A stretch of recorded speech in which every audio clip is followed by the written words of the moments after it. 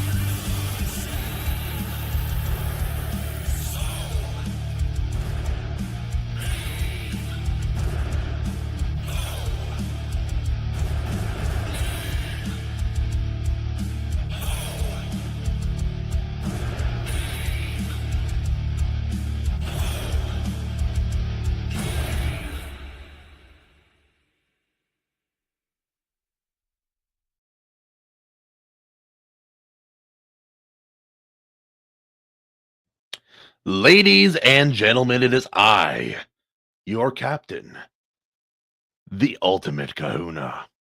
And we are joined by the beautiful, the wonderful, the truly magnificent Queen of the Iron Age herself, RH Snow. Hello, my dear. How are you doing? You. Hi. We are doing well. AC is around, and he has to take care of a couple household things, so he'll be joining us in a bit.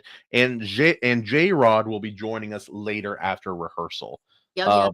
Between movie making and all of that jazz, he's a pretty busy guy. So I'm always happy to have him pop on later. Plus, kind of like brings more energy back to the show. Oh, yeah. So But how yeah. are you doing? How are you doing this week? I'm doing pretty good. Like always, family frustrations and stuff. Found out that I need to educate my youngest son as well as my oldest. I can't just focus on homework for one and not the other, apparently. But trying to juggle being a dad and working and creative work. I did have an 11-day streak of uploading a video or short every single day, though. God, 11 consecutive days in a row. I was pretty proud of that. I know I got in on a couple of them. I actually saw them and I was like, wait, I need to actually go to your channel and like dig it all up because the algos are not friendly right now. They're just rude. They ain't. Like every now and again, like I'll by chance see like a video by Animation Overload. I'm like, Huh. Why don't I see this? Why don't you show me, YouTube? Useless.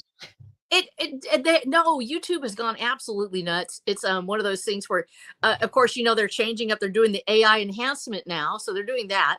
I keep getting copy struck on our church channel because even if the song's 100 years old, if it sounds like somebody doing a riff on any other song on any other album, it starts nuking us from on high. It's tough. Yeah, you can't even play it. Like I got copyright struck on a video that wasn't even public yet. Dude, for real. No, I actually have we do traditional church music, but I actually do honky tonk backbeat. So it's sort of I don't know how to call it. You'd have to hear it to know it. But I have a tendency to kind of beat on the piano like old people did back in the days, sort of a Jerry Lee Lewis style. And so I actually can get away with most of it because most people don't play church music that way. But if you are playing guitar and it sounds anything like any other guitarist out there, they literally wipe it off the map saying that it sounds like something out there that was been done before. That's ridiculous. You can't have a song that just sounds like something else and you get nuked. And it's really sad because I think there's so many creators out there right now that are having a tough time. So I've been making a point of it to try to go out and get all you guys picked up. When I see that you've done some some work, I try to go out to your channel and actually look for it because the feeds themselves, even on YouTube, I can put in a name and it won't come back to that artist or that creator. I have to literally go in and go to your channel, actually enter it in manually sometimes for us to get there. So it's the same thing for mine. I'm sure I'm just a little bitty old channel. I doubt anybody gets where I'm going. Yeah, no, I'm totally down. I understand that completely. Like even big channels too. Like You're right, Razor Fist. I should be notified whenever he uploads, and so for me, I'll just pit like once every 2 or 3 weeks. I'll just like I'm gonna go check and see if I missed. Oh, like 3 rants. Okay, let's get these out of the way. There were several giant channels that got nuked. What was it, last week? I've heard this happens every now and again. Do you remember what channels they were? No. There was a whole bunch of them, evidently, just a slew of them that got taken out. And I don't know who it was. It's one of those things that you don't even know what's happening at that point. Okay, yeah, no, AC, thank you for clarifying that in the chat. I didn't realize this either, but it's basically like there's basically 2 different live streams. There's one for like a phone user, which will make it vertical and kind of look funky in the wider format, and then one that is wide format. It's a cool idea, but it would be handy if they found a way to make it either like one stream that's just adjusted for each, obviously, but. That would be the way to do it, but you know. So which one are we able to do both right now? So basically it's out there on the channel that it's picking up whichever one. Like if I put it on my iPad, it's going to show up like a horizontal, and then if I put it on the phone, it'll show up vertical. You would think so, but that's not how it actually works. What I had to do is I went to our channel. I got it. Got it? Mhm. Yep, and it looked like it makes it look like there's 2 different versions of the stream going. And you just click which one you want. One of them is vertical. Oh, thank you, AC. For posting that. Yes. Good job. And a little boost of viewers. Welcome everybody. Yeah. Tremendous viewers. I've never seen our stream jump high and low this fast. It's probably, you know what it probably is? It's probably people switching. Yeah. That's Yeah, probably what it is, because it gone up, Yeah, down, up, a down. little jump. I'm like, yeah. why do we have 3? Oh, we had 16. Now we have 2. Okay, Yeah. cool. We'll get there. We'll get They there. saw me and they ran. I'm so sad now. Upgrades, people. Upgrades. That's what we Don't got. mind us, gentlemen, ladies. We are the best trying to figure out technology. I'm working out the chat over here too. Tall one works better for vertical. Oh. Yeah. Anyway. Happy Veterans Day, everybody. Happy Veterans Day to all of you veterans out there. Foreign wars or not, if you signed that dotted line and you were a member of our U.S. Military in some form or fashion, thank you for your service. It means the world. I never went into service. I consider it for about 10 years or so, but my grandpa was, and I'm very, very proud of all the men and women who have the courage to do that. So My father wanted to be, but he got into a car accident, had like a scar from his navel up to his chest. Pretty brutal car accident, but that ended up making him, it led to him meeting my mom. So Really? can't complain too much. My mom's side of the family, they're all Navy guys. So my uncle would bring home macadamia nuts and stuff. And, Sweet. A lot of semen. Unbelievable. Yeah. But in honor of Veterans Day, we ended up switching the movie that we were going to watch for RH's stream here or her episode. And RH, you want to let everybody know what movie you picked? I picked Saving Private Ryan. Saving Ryan's Privates. Yeah, Shaving. Yeah. And we're not talking about that one. Thank you very much. Different movie. That's a home movie for me. Anyway, no, it's a goodie. It's a classic. It's Spielberg. I don't know if you guys know this, but there isn't a bad Spielberg movie, I haven't found one yet. It's hard to think of. Wasn't Howard the Duck a Spielberg movie? No, that was a Lucas movie. Oh, Yeah, there it is. He does Star Wars and then Howard the Duck. Close. I wanted to make it's all a blur to me. That part of my life is all a blur at that point. It's like he was a quackhead in that movie. Anyway, so we're going to be talking about Saving Private Ryan. Anyone who has seen this movie, comment some of your thoughts down below. But let's just go through each of us initial thoughts and then really dive into the meat and potatoes of the whole thing. Starting with our wonderful guest, R.H. Snow. Basic thoughts of this movie. Anything about any funny stories about when you first saw it? Anything of that nature? Go ahead. It gets pretty heavy sometimes, so let's go ahead and prepare our hearts for that. Because I actually here, as you see behind me, I have my father's flag. Yes. My father was a Navy veteran from World War II. As you know, I'm older than dirt. I'm 63 years old, and my father was a World War II veteran. He went in 1940, before the war started. Was 15 years old, lied about his age because his father had died in a car, Yeah. and he decided he was going to serve. He wanted to go in, and it was actually before the war. And started off at 15, goes all the way through to 1946. Serves in the Pacific Theater. He's in Anchorage, Alaska, then goes under Bull Halsey, goes highland hopping across the Pacific. As a radio man, he was 105 pounds. He was so small when he started because they wouldn't let him in. And the guy actually felt sorry for him. He knew his story. He knew he was probably lying about his age. Told him that, you need to go eat some bananas because he couldn't make the weight. He was 105 pounds soaking wet, and he couldn't make the weight because at the time they had a weight. Wasn't it like 115 or something like that? Actually, he was 105, and so he ate a bunch of bananas, and ate and didn't go to the bathroom for like 3 hours, and nearly died. Managed to gain just enough weight to get the. He turned 50 while he was in the military, so it was amazing that he managed to go through that. That's how they did it. This man was born in 1924, and. This is how old I am. This is 100 years ago that my dad was born. And Holy crap! 101 years ago, almost 2. Yes. Holy smokes, that's crazy. I was born. My father was almost 40 years old, and as I am that person that is. I can reach back. I can say my grandfather was born in 1881, and my great grandfather fought in the Civil War. So that's.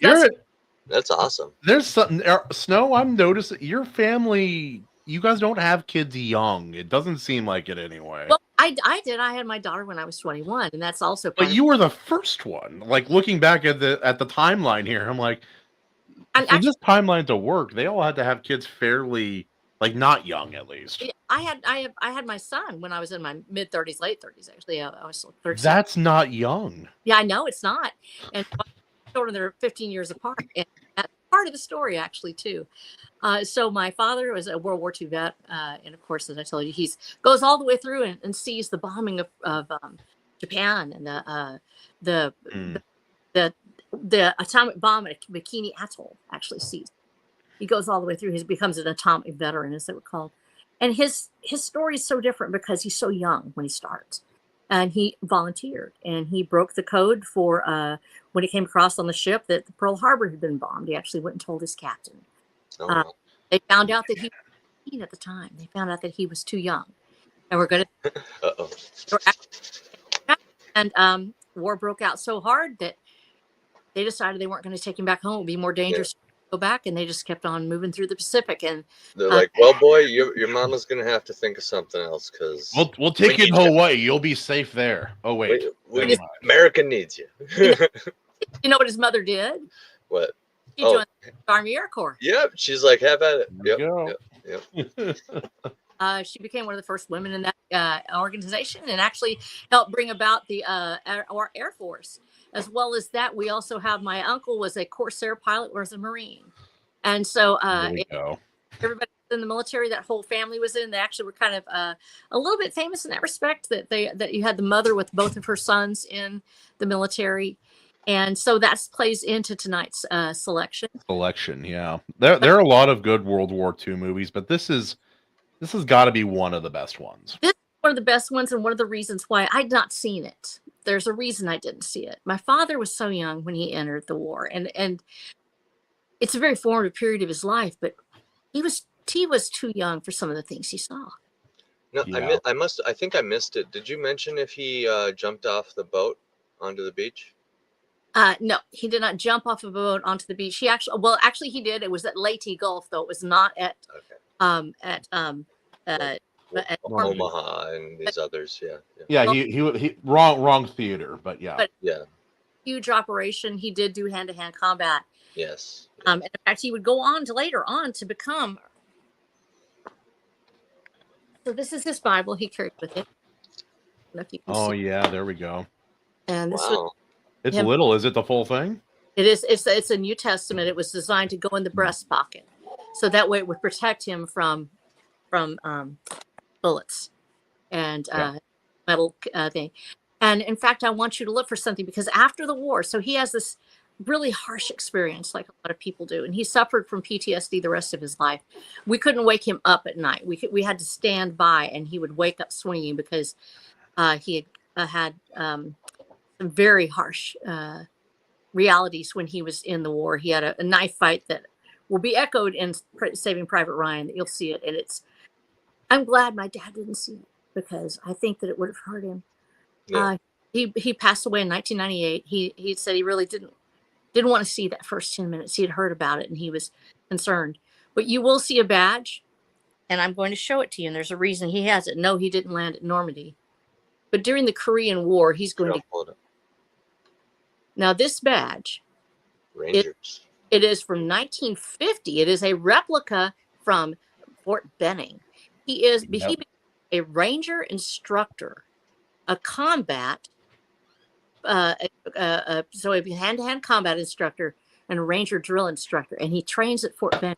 And this was passed out for them, and this is the tab that was taken to Normandy, and you will see it in this movie.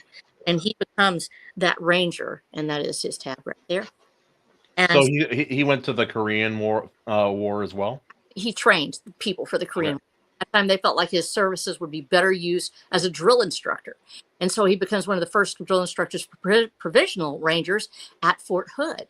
And it's a very obscure point in ranger history. But on the other hand, that's the beginnings of our modern rangers.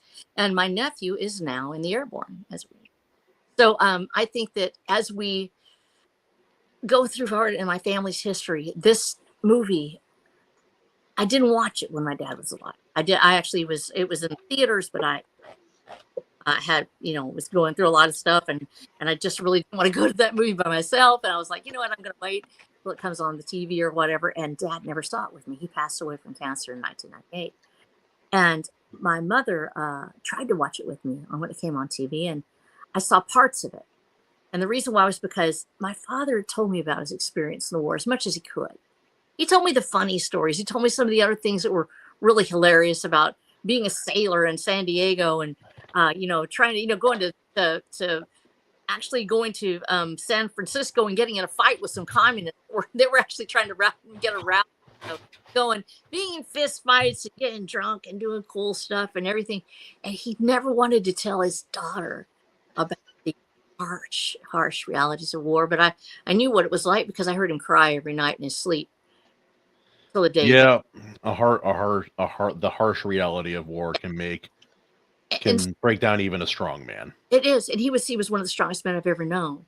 But so one night he did tell me, he did talk to me about it. And so I was afraid to see it. I couldn't watch it at the time without thinking of him. I couldn't see it without thinking of him. And so I've watched parts of it that I could. That was 2002. We really didn't have the movie clip really on the yet as much. I saw parts of it, but the music stuck with me. It was the music that made such a difference. That was 2002, the year before my daughter would go to Iraq. She joined the military in 2003. She goes to Iraq in 2006. She starts her training. And yes, you already know it was a very hard year. And I've got a story about that too. And it actually fits in directly with Saving Private Ryan. It was a really hard time to be a military mother. I grew up a military daughter. My brother is in the Marines. My uncle was in the Marines. There were a lot of people who joined. I remember I'm vintage 94, so I was a baby, but I do remember all the people joining. I do remember the kind of attitude in America that we had at the time. No, there was still attitude about it. My daughter actually was an opera. She was training for opera. Actually went to the what we call the Fame School in Dallas, is Booker T High School for the Visual and Performing Arts. I don't know if I got all of it in there. It's a huge long name. Booker T Washington High School for the Visual and Performing Arts. Got it. And so she was actually quite famous at the school. She had a beautiful singing voice, and this is going to play into her story as well. And 9/11 happened. And she saw a few parts of the movie with us. Actually, she was at school most of the time. And she told me she was going to join. She already had a scholarship to North Texas as an opera singer. She was going to go study opera. I had parents come to me and they said, you got to break her legs. You can't let her go. You can't let her go. That's for other people. You gotta break her legs. Yeah, I like that saying. Like, you're It, gonna have to just tie her up. yes. And Jeez. if they were horrified, they were terrified, and they said that's for other people. And I told them we are the other people. Mm-hmm. So she went back to school and she had signed up early, for delayed enlistment. And But you respect your daughter's choices, her autonomy, and you're not the kind of woman to tell anyone, even her own child, to step away from the call of courage. no, I'm not going to. In fact, I'm going to encourage her to do it, not because I'm one of those people who seek glory, but because I know that that's where her heart is. Yep. She was 5 years old. She put her hand on her heart and sang "Red, White, and Blue" to the TV because she saw a child, and a Kurdish child had been gassed in Iraq, and she told me she was going to go find Saddam Hussein someday, and she was going to kill him. And I believed her, and she did. She helped, but that's another part of the story for later. But so when they told me that, and she was kind of discouraged by the reaction because everybody had all their hopes and dreams pinned on Roxanne going to becoming this famous opera singer, and it'll play into her story later. But it was her choir director who came up to her, and he was a little man, beautiful hair, and just one of those people that you look at him and you go, "This is a man that's of the fine arts." And he took her aside and he told her that he didn't tell people this very much, but he was a Vietnam veteran. Ah. And he understood why she was doing what she was doing. And not only that, but he supported her. If that's what she felt called to do, then she was going to go do it. And that changed her life because we had always assumed that this was just part of people's lives, that being a veteran or being in the military was something that every family went through. And the truth is, for most people, Not. it's separated from their lives. It's not something that's a part of their lives. And that was the first time she realized that people thought that was something for the other people, not for us. And the truth is, we are the other people. For all the veterans out there that were the other people, I want to tell you, we love you. We understand the struggle. We know it's been tough. And this is sometimes a hard day for a lot of you. And in fact, Roxanne was wanting to watch tonight. And she was like, I don't know if I can do it tonight. And we'll talk about her story a little bit later about what happens. And when I watched Saving Private Ryan last night, it was my first time ever First time. that I seen it all the way through. And I started crying because I'm looking at this from 20 years in the future of my daughter going to war.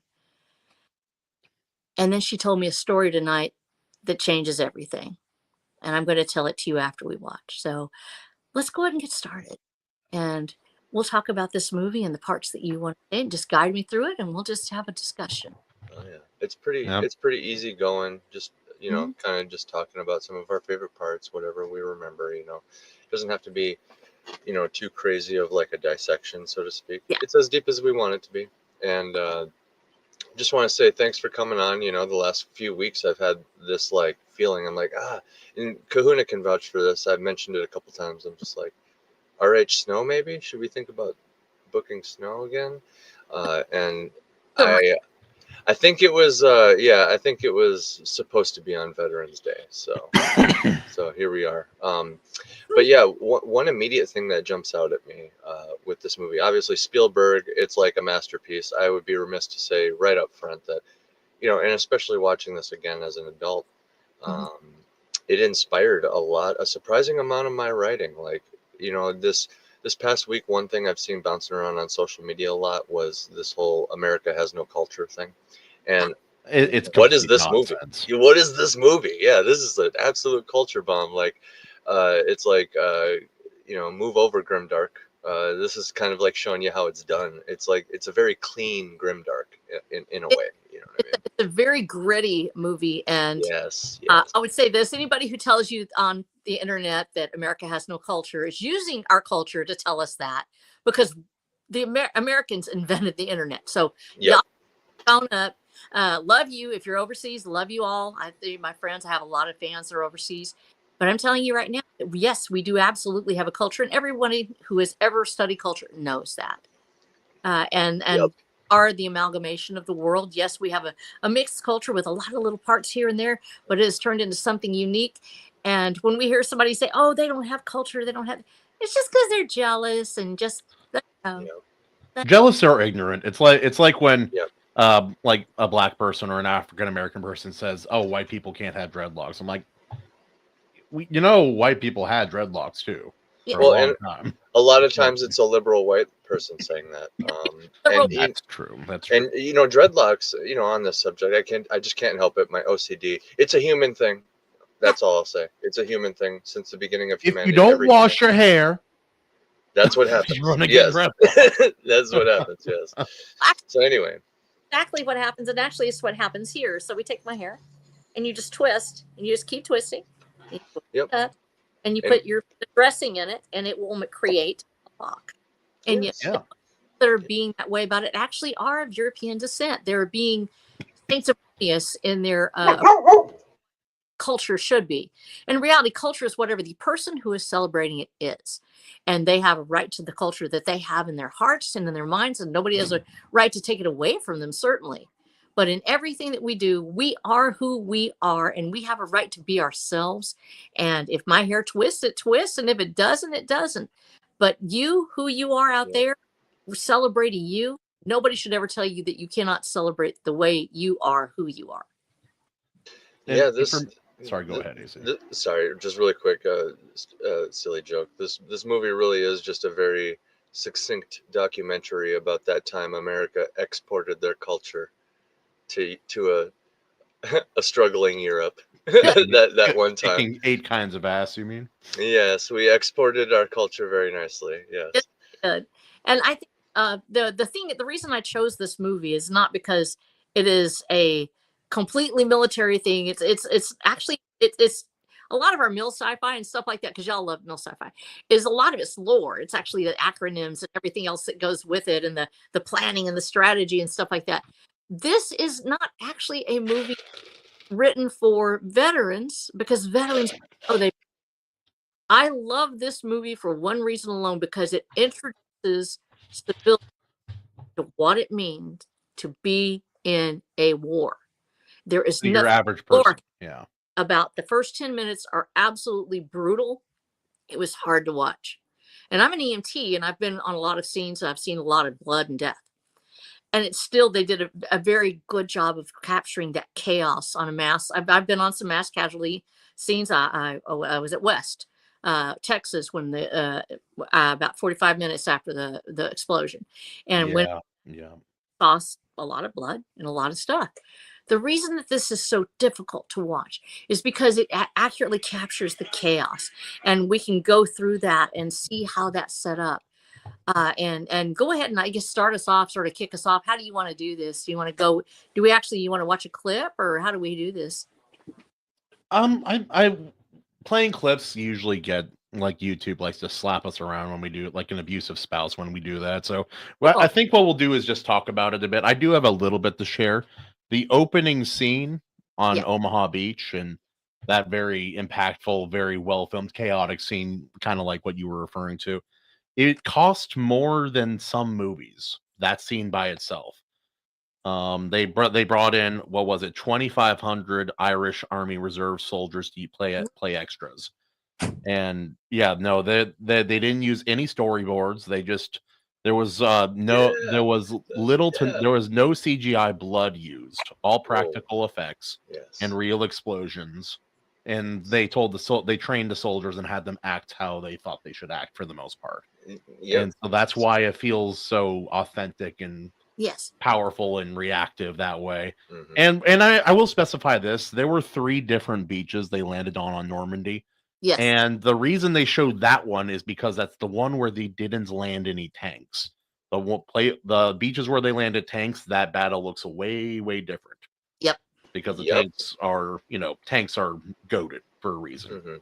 You'd still get the cool scenes where, they lose a tank on the way to the beach, and it's like a tragedy. It's like, oh, there's a whole tank that didn't even make it. Yeah. And that happened. You know what I mean? So it's just part of the immense cost of just like literally spearheading it.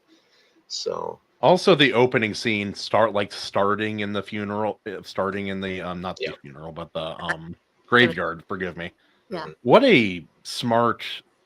It's been done in a lot of war movies, and it's for a reason.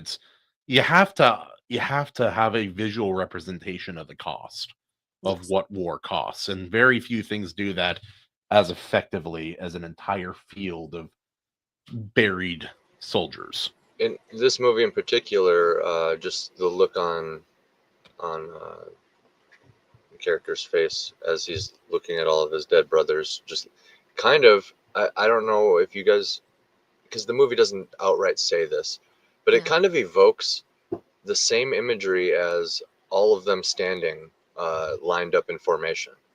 Yes. You can almost imagine the soldiers standing there with their guns ready to go, but it's graves, you know. Yes. And they're all, Go yeah, ahead. go on. No, There's no, that you go. poem called Flanders Field. The poppies grow between the crosses, row on row. These are the dead. They Isn't that a Canadian song? Yes, it's actually was written. Okay. I can't remember his name actually, the guy who wrote it, but Flanders Field. I believe McCroy. I believe he was a World War I veteran, a World War I soldier. Speaking about the crosses on fields and how they row up, just like we do for formation. Yeah. And thank you, Readout, for the correction. Yeah. So what was it? What was ready to read out? Say I can't see it. I'll read it. It's 5 beaches: Utah, Thank you. Omaha, Gold, Juneau, and Sword. Sword is my favorite because it kind of reminds me of Halo. I think there's some sword stuff going on in there. Like, it's clearly them referencing World War II, you know. But But A yes, lot went wrong at Omaha, which is why it receives far more popular Yeah. attention than the other That's 4. that's the big one. Yeah. Well, it's like they're trying to depict they're trying to show the brutality and the struggle of war, and so of course they're going to try to depict the worst beach. And like Snow, you were mentioning the Army Rangers earlier. Technically, the first Army Ranger mission ever was on D-Day when they like the Fat Electrician has an entire video on it. oh yeah. What they did is insanity in any time period. Absolute insanity what they did. Look it up. Snow, you can share anything about that if you like, but it's insane. Well, absolutely. Anytime we're looking at these landings, and my father, I said, landed at Leyte Gulf, and he also had several other landings, notably at Palau. He didn't do Okinawa; he did do Palau, which was a absolute hellscape. And Pacific Theater. I've read a lot of books on that this year. It was unbelievable. and those the little barricades that you see out to sea, designed to stop the landing craft. So you Like have, kind of like Dragon's Teeth, but for boats. and so the part where they lay down, you're under fire to begin with as you're coming in. And my father described this to me coming in on the landing craft. He was a radio man. His radio weighed nearly as much as he did. It was 90 pounds. He's the reason I'm a ham radio operator, is because I became interested in radio because of him. What a beast! Because those things were insanely heavy. It was a whole rig you had attached to your back. 90 pounds. And he's like 100 and like even at this point probably 110, 20 pounds at most. Maybe 110, 115 usually. He was actually flyweight.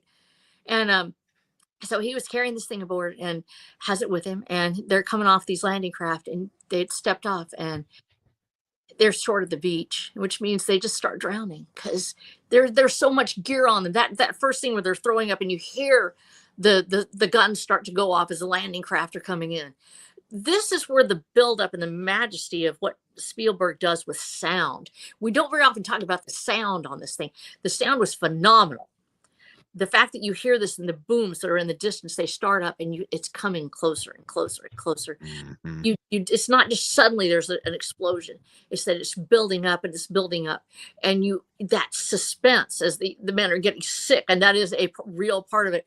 These landing crafts, the seas were choppy. A lot of like a lot part of that is adrenaline dumping into their systems, and yeah, unless you're already doing something, there's nowhere for that adrenaline like really makes nerve. your body react in some way if you're not already physically doing something. So Yeah. that's why you see them throwing up, peeing, all that stuff. And they feel sick. They're anxious. Doing the signs of the cross and everything. And one of the great things that he does in the scene is he does not telegraph who's going to make it and who's not. He doesn't let us know, here's your main character, and you can be assured he's got plot armor. So we attach to this little guy that's kissing his cross, and he dies. He dies right there. We have so many of them, they pass it off from character to character. Now, And you have That's a good eye. Yeah, Yeah. you don't know who's going to make it, who's not. Yeah. Good catch. Yeah, I didn't even notice that. There really is no main character until it finally centers on Tom Hanks when he pours the bucket of blood over his head. That's right. And that's Yeah. so powerful because it's so chaotic. You think, Wow. here, we're going to make it, and then they don't. Yeah. That part where they said they came up to the beach and they just sank in the water, drowned. This happened a lot. Couldn't make it up to the beach because you had the barricades out there. The bodies would get hung up on the barricades. Okinawa, Palau. That's the thing. The European theater did not have that many aquatic under fire landings. The Pacific was almost exclusively beach landings under fire. Yes, and that the fact that he made it 6 years through that, it's just it's not because he's any better than anybody else. And this plays into the theme that we're going to see over and over again. This is Ernest. Everyone who has that survivor's guilt, maybe not guilt, but the shock of knowing you're the one that made it. This is the bounty every week on Kahuna's shirt. There it is. This is for the veterans. Yeah.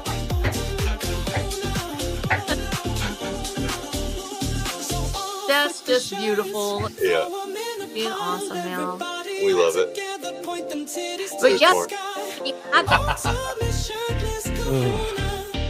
But yes, so you had these guys coming up in these landing craft, and literally they're sitting ducks. They're going to get picked off.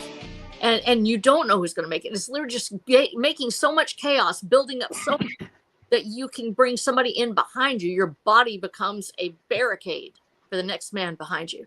You don't know who's going to make it. So the beauty of what they did with marrying sound in this movie, and I actually used it through the headset so I could hear which ones were going off. And they did such a perfect job of echoing these things, of actually having the initial shock sound followed by an echo here. They did a perfect job with this. It really enhanced this effect. And like I said, passing it from character to character. That way they don't know who is going to be that person who lives. You get invested in each one and they die. The frantic nature of the medic.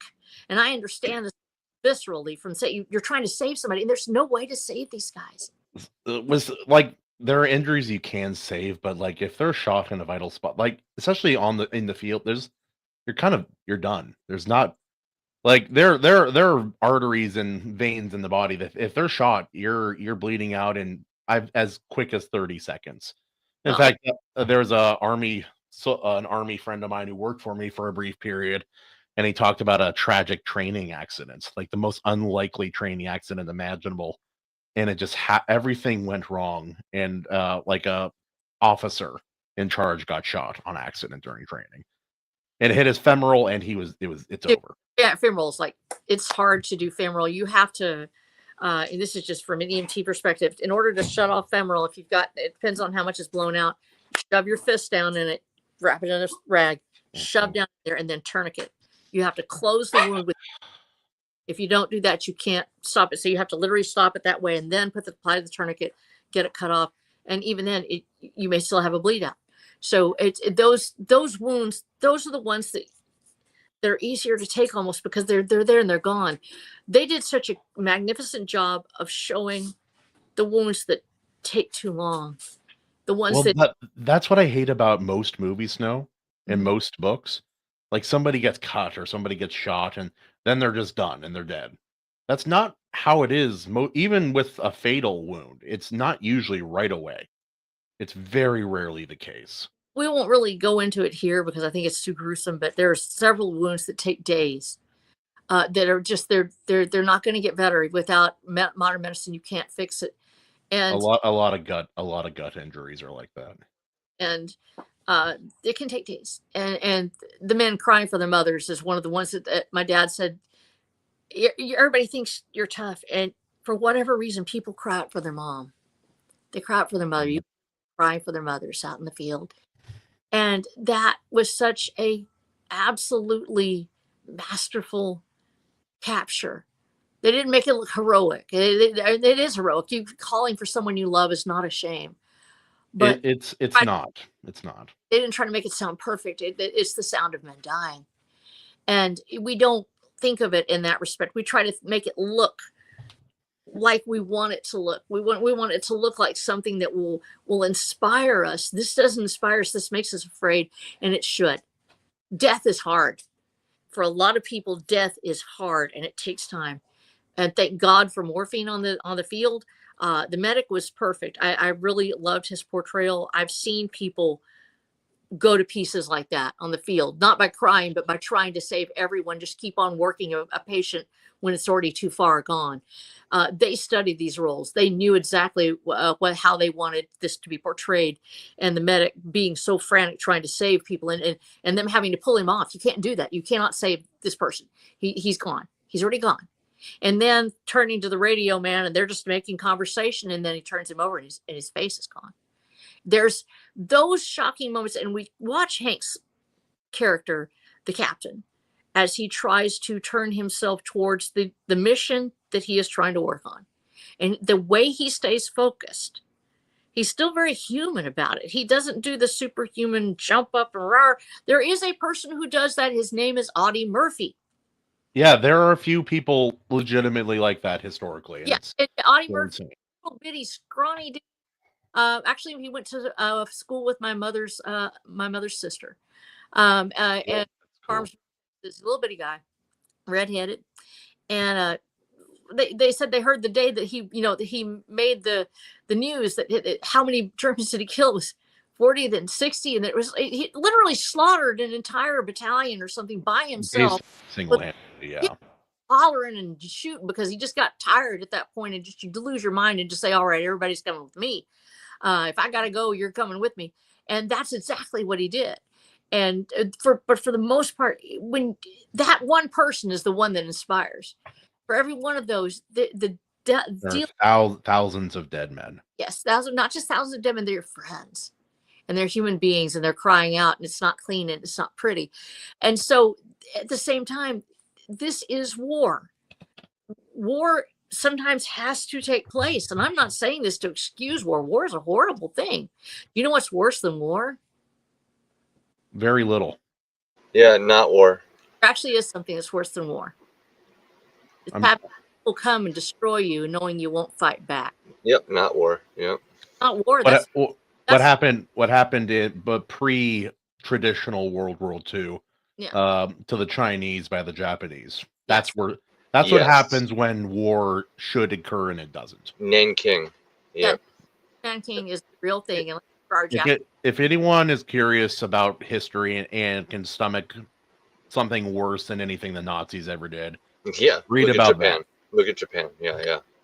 Not that the Chinese were much better. They abandoned Nanking militarily, and they drowned over 500,000 of their own people trying to hurt the Japanese and to fail miserably. Yep, and when the Russians showed up, they already destroyed all the evidence. All they had was a few scattered survivors with horror stories and nobody to hold accountable because it was just everything's burnt down. But where did all these people go?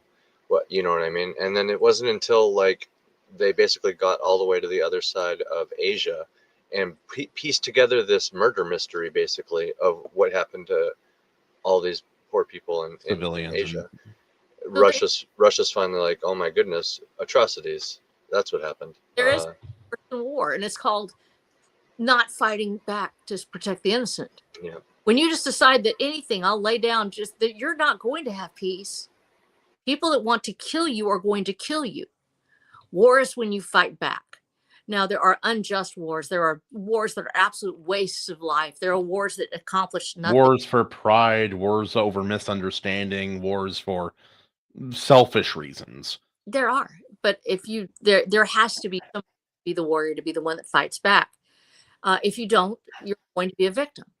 And so there's a balance between those of us who build civilizations from the inside out with art and culture and agriculture, and then there are those who make sure that we have the space and the peace to do it, and those are the warriors. And a lot of those warriors in World War II, the difference was they were conscripted, they were drafted. My father volunteered, But so He many, lied to get into war, and he wasn't the only one. There's a lot of stories of men Yeah. who lied about their age so Yep. they could serve. Well, there was only so many soldiers, Yeah. or so many, men of age, and among them willing, whatever. So yeah, you get a lot of young ones slipping through the cracks because they just we're want actually to go fight. there were entire drives that just emptied out towns completely, and my father talked about that.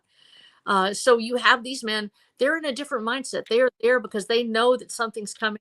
America had been attacked at Pearl Harbor. They saw what was happening in Germany, and we're still insulated to a certain extent. So there was a lot of movies and propaganda, and not bad necessarily in a way, but trying to inspire people to say we have to do this thing. And so there were a lot of them that went in, and those that were drafted most of the time knew it was coming. They knew that was going to be part of their lives. But there's a different mindset in the man who is just going to work every day and suddenly finds himself behind a gun.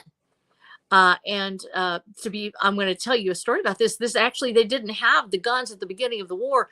When my father went in 1940, they had to practice with broomsticks. They did not have working firearms for training. They were being sent towards the fronts and towards places where they thought they were going to need weapons. So they didn't have them to work with. So they practiced on with broomsticks. The first time he handles a weapon is when he gets out of basic. And so I that actually have a funny story about that, if you don't mind me cutting in here, Snow. no, you're fine. Go for it. So one of my best friends in life, he died unfortunately quite young due to alcohol-related sickness. A sickness that kind of goes after a lot of ex-servicemen, unfortunately. But he did talk about when he was in the Army. And if you're in the Air Force, it's a different story. If you're in the Navy, it's even a different story. But if you're in the Army, sometimes they will send you to a base that has not been updated since World War II. And sometimes they will have you run gun and training simulations without ammunition or sim rounds. And so for 2 weeks, this is what they had to do for their training simulation. They had to yell out pew pew. Yell if it was a sidearm, they had to yell out pew pew. If it was the rifle, they had out of money, out of money, out of money, out of money, out of money. And that was how they had to train him, an entire group of guys just out of basic. That's how they trained for 2 weeks at a new base that was, like a concrete shack without anything in it. But yeah, no. So that has that if you're in the Army specifically, that has always been the case. It will probably always be the case to some degree. Yeah, there's always somebody out there that doesn't quite have this to have. So yeah, this first 10 minutes of this thing, Private Ryan, certainly is one of the things it's most famous for, is the absolute immersion. And it is probably the fastest way as a civilian to get a feel for what it's like. And I talked with my daughter about it. My daughter actually served in Iraq, like I said, 2006, did 2 deployments, 2006 and 2008. She was, and I'm going to pull this up so I can actually read it off. I made sure that I would ask her what I could say because some things are not meant to be shared. Some things are personal, God forbid. Classified. It's just one of those things. Served as an airman first class and later on our Air Force Staff Sergeant. She served with the Army actually, and it was in the, I think, at Northwestern Province. And she was at FOB Camp FOB Warhorse, and later on Camp Bear. She was actually outside the wire. She was doing counter IED operations. Nice. Yeah, so it was kind of a little crazy. And so when I asked her about it, I said, "How does it?" And she did 8 years active duty, and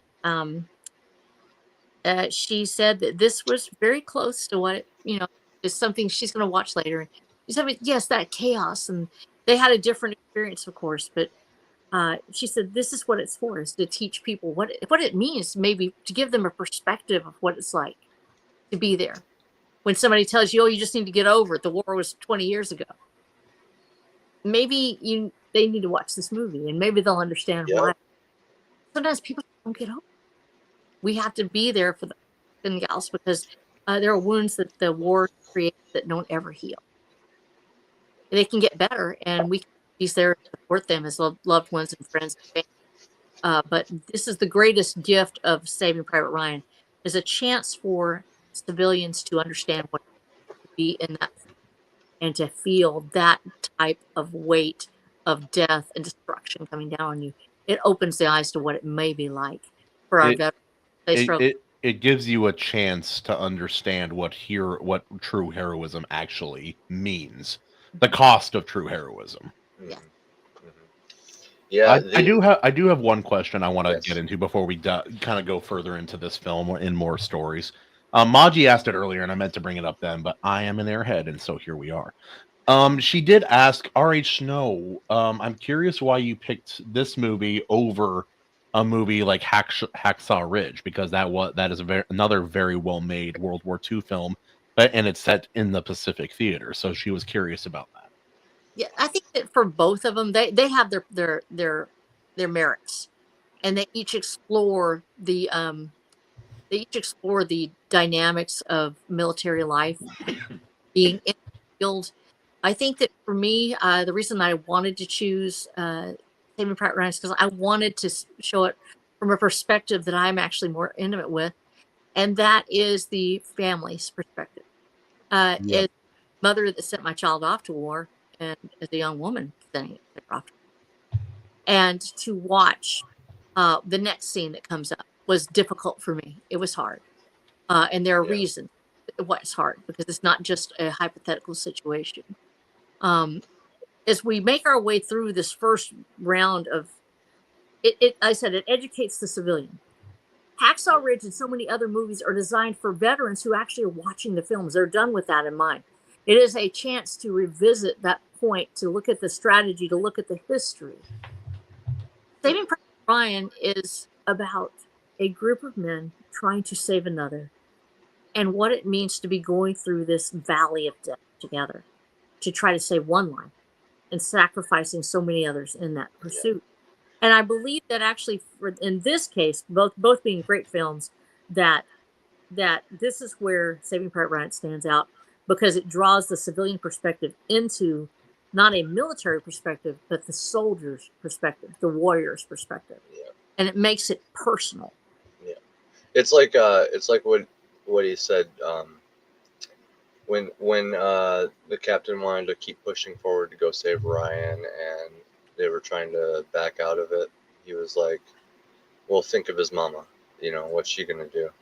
Because the sniper. At some point, it's like we're trying to save one man, but it's costing how many lives? Yeah. So that the very legitimate question does come up at some point. Yep, they hang a lantern on it. They deliver the theme, like one of the themes of the movie, right there to you. And yeah, the sniper's like, you know, God gave me a precious gift, a deadly gift. You put me within 2 miles, you know, mustache man, and the war is over, you know. And he's like, well, we're gonna make Private Ryan's mom feel better. How about that? How about we just go do that? You know what else this movie does? What else it illustrates and mimics biblically? What's that? Leave the 99 to go find the one. Absolutely. Yes. Yep, I did a reading of a little Bible study of that. I'm gonna post later on my own channel. I recorded the audio for that tonight, but Jesus tells his disciples and people in the crowd the parable of the shepherd who leaves the 99 sheep to go find the one, and how happy he is to find and bring back the one. He will tell all his neighbors, he would tell all of his people and friends and family. Well, it is an achievement. Yeah. It's a pretty damn big achievement. Yeah. One of the reasons why this resonates, and I said most of us are now living in an age where the World War II vets have passed away. Most of them are gone. Some of us will have having talked to them or known, but they are living in a time when the entire families went in. Like I said, my mother, my grandmother, my dad, and his brother all went into the military. Entire families did this. There are names that are mentioned at the beginning. As we leave that chaotic scene of the first 10 minutes and we go to where they're typing out the letters, and this is an impressive segue in transitional storytelling. So they mention the names, they mention their you know, and the fact that they were personal letters. This was still done during Iraq. Those buddy letters, and I know because my daughter talked about it. as they're mentioning these names, and the one lady goes in to say, wait, she notices that there are 3 names that are alike. The names I mentioned were the Sullivan brothers. A lot of people do no longer know who the Sullivan brothers were. Do you know who they are?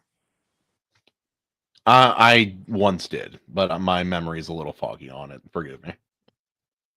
The Sullivan brothers were 5 brothers, each in a different branch of service. They all died. This is a true story. They all passed away. And they came to represent each of the different military branches. And it was considered a horrible loss because the mother lost all 5 of her sons. Or excuse me, 4 of her sons. And read out, if he's still listening, he may be able to look that up for me because I can't Google right now because I got it on my thing. But the Miss Bixby was also, Bixby was a woman who had lost her son as well, all of them, in battle during the Civil War. This was considered to be such a tragedy in Saving Private Ryan, going to try to stop this from happening. The apex of the story is the Sullivan brothers have already passed, and they are real people. They are real people that are known to that generation. In fact, there will be a movie made about the Sullivan brothers, The Fighting Sullivans, I believe is the movie. And so these were real people that are being mentioned. And now we have the storyteller taking us to what if we could save one of those boys? What if we could? And the reason why is because when he doesn't just take it there and, hey, let's save them. They have to go to the house. And I'm going to tell you this as a parent that's been waiting, because there is a day that comes where I actually am talking to my daughter on the phone, and it's in the military. She's on her little field phone. And she says, I've got to get off. The mortars are coming in. And I can hear them screaming in the background, and the line goes down. And you sit there and you don't know. I don't know not just then. I don't know for hours. I don't know for hours. To wait and to wonder if somebody is going to come to your house. And she always told me, she said, the Red Cross or somebody will come to you. They will let you know if I passed away. And I'm like, geez, to watch her standing there, you know what it is. She knows what they're doing. She knows what's happening, but it just doesn't register. And it is such a grace. They let us imagine. She does more with 10 seconds on screen than a lot of women will ever do in their acting lifetimes, because you know what she's thinking, and just sinking to her knees. And they come up to her to try to help her because they're going to tell her the worst news she's ever received. And she knows. She knows. But you don't want to believe it. You don't want that. You know this is part of the job. You know it's what happens. As I have a firefighter for a husband. I fought fires myself. My son's a firefighter. My daughter's now a firefighter. Since I've known you, you've had close calls with your husband. If that's not too public to share. Oh, God is good. He's still with us. So yes, God is good. But people have lost their lives. Even I said it's not because we're better than other people, but that's our story. It's a story that we lived. There are others who have passed, and it's not that they didn't pray hard enough or that they weren't meant to live. It's just the story that they had. It's the human story. It was their part to play. Yeah. And that story of the mother waiting, they humanize, they give us a reason to want this. Without that moment on screen, it does become a question of, why do this? Why are we going to sacrifice these things? Yep. Because you need that scene for people to understand. But there's also another element to it. As we watch, there's this wide shot where the car is first coming in, and the scene of the Midwest and the fields around the home. And we don't see a father there. We see possibly he has passed away already. And usually, in fact, with Miss Bixby, she actually had no husband left, and her sons all died. We have these stories about women just leaving, having everything taken away. This is the home front. This bucolic scene of peace, and there's the chaos of everything that happens 10 minutes before is stark. It's for this. It is. This is starkly in contradiction to this peaceful pastoral scene with a mother in her beautiful little dress making food and waiting for someone to tell her that that, you know, the letters are in the mail and your son sent you a message, you know, and you wait for the letters. I've waited for those letters. We got letters from Iraq. You didn't always get a chance to get on the phone. And people don't know, when you were at those 4 operating bases, they didn't get a chance to just send something from there. I You, have Snow, you know what they did? If Yeah. for when I was because I was younger, I wasn't old enough to be participate in anything of that nature. But what they did was they would let us in school write letters or send gifts to soldiers anonymously or from us as students and send it to random soldiers and over in the war front. So that's one thing we got to do. They loved what you did. They loved it. We actually had a campaign, and so when my daughter was overseas, she didn't just tell me about her needs. She told me about her buddies, and she said, "I've got some guys out there; they're not getting anything." We ended up sending out approximately once a month. We sent out 10 boxes to 10 different units that had guys that weren't getting anything. And we said, for some reason, honey peanut butter was highly coveted. Home baked cookies, you could trade those, like, you know, cred, you know, you could traded hers for like razor blades or something. Cigarettes, all sorts. Yeah, it became, you know, it became currency. But we said everything we could. And she said those letters meant so much.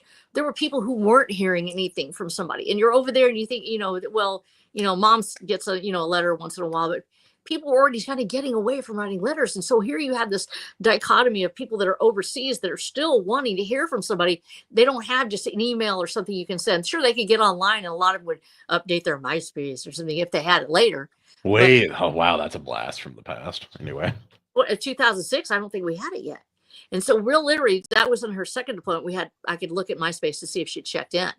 But until then, so we have this dichotomy of people that weren't really writing letters anymore.